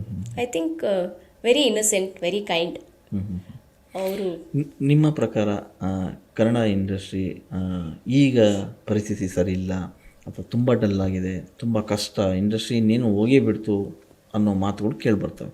ಸೊ ಆ್ಯಸ್ ಎ ಆರ್ಟಿಸ್ಟ್ ಆಗಿ ಅಂದರೆ ದಿನನಿತ್ಯ ಸಿನಿಮಾ ಚಟುವಟಿಕೆಗಳಲ್ಲಿ ಭಾಗವಹಿಸೋರು ನೀವು, ನಿಮಗೇನು ಅನಿಸುತ್ತೆ ಕನ್ನಡ ಇಂಡಸ್ಟ್ರಿಯ ಫ್ಯೂಚರ್?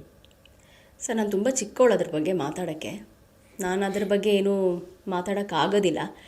ನನಗೆ ಏನು ಅಂದರೆ, ದೇವ್ರ ದಯೆಯಿಂದ ಕೆಲಸ ಸಿಗ್ತಾ ಇದೆ, ಕೆಲಸ ಮಾಡ್ಕೊಂಡು ಹೋಗ್ತಾ ಇದ್ದೀನಿ. ನಾವು 100% ಆನೆಸ್ಟ್ ಆಗಿ ನಾವು ಕೆಲಸ ಮಾಡಿ ಈ ಇಂಡಸ್ಟ್ರಿಗೆ ನಮ್ಮ ಕಡೆಯಿಂದ ಏನು ಮಾಡೋಕ್ಕೆ ಸಾಧ್ಯನೋ ಅದನ್ನು 100% ಆನೆಸ್ಟ್ ಆಗಿ, ಟ್ರೂತ್ಫುಲ್ ಆಗಿ ಮಾಡೋದಕ್ಕೆ ಪ್ರಯತ್ನ ಅಂತೂ ಪಡ್ತಾ ಇದ್ದೀನಿ. ಎಸ್, ತುಂಬ ಒಳ್ಳೊಳ್ಳೆ ಸಿನಿಮಾಗಳು ಬರ್ತಾ ಇದೆಯಲ್ಲ, ತುಂಬ ಒಳ್ಳೊಳ್ಳೆ ಸಿನಿಮಾಗಳು ಬರ್ತಾ ಇದೆ.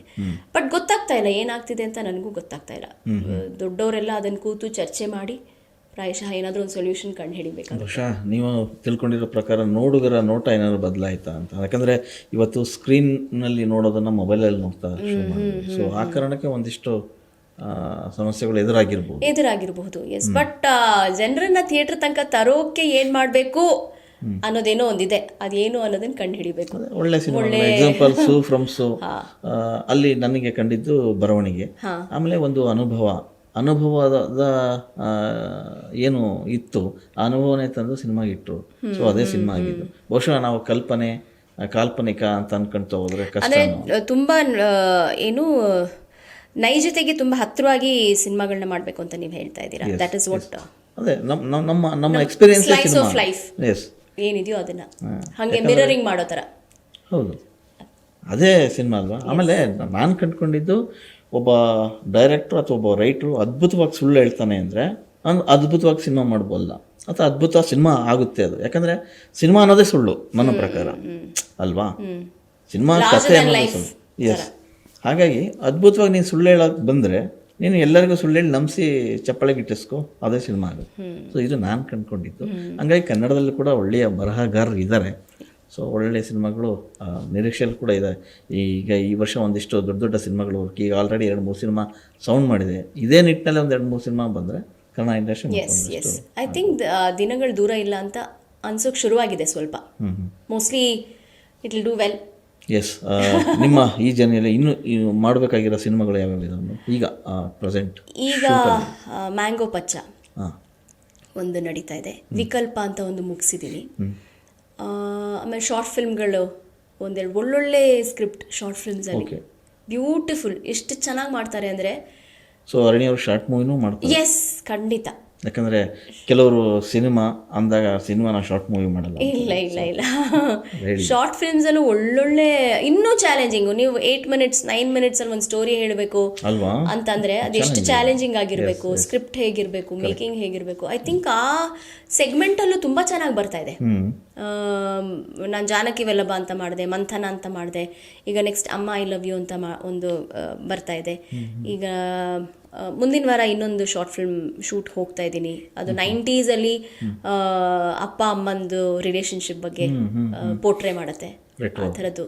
ಎಸ್, ಆ ಥರದ್ದು ಒಂದು. I think short films are also doing well. Okay. Harini ಅಮ್ಮ ಸ್ಕ್ರೀನ್ ಮೇಲೆ ಚೆನ್ನಾಗಿ ಕಾಣಿಸ್ಕೊಳ್ತಾರೆ. ಅರಣಿ ಅಮ್ಮ ಹೆಂಗೆ, ತುಂಬ ದುಬಾರಿ ಅಮ್ಮನ ಹೆಂಗೆ? ಇಲ್ಲ, ನನ್ನ ಗಂಡ ನನಗೊಂದು ಟೈಟಲೇ ಕೊಟ್ಬಿಡ್ತಾನೆ, ಮೇಂಟೆನೆನ್ಸ್ ಫ್ರೀ ವೈಫ್ ಅಂತ. ವಾವ್, ಏನು ಕೆಳಂಗಿಲ್ಲ ಬಿಡಂಗಿಲ್ಲ. So I am just happy, ನಾನು ಹೆಂಗಿದ್ದೀನೋ ಹಾಗೆ.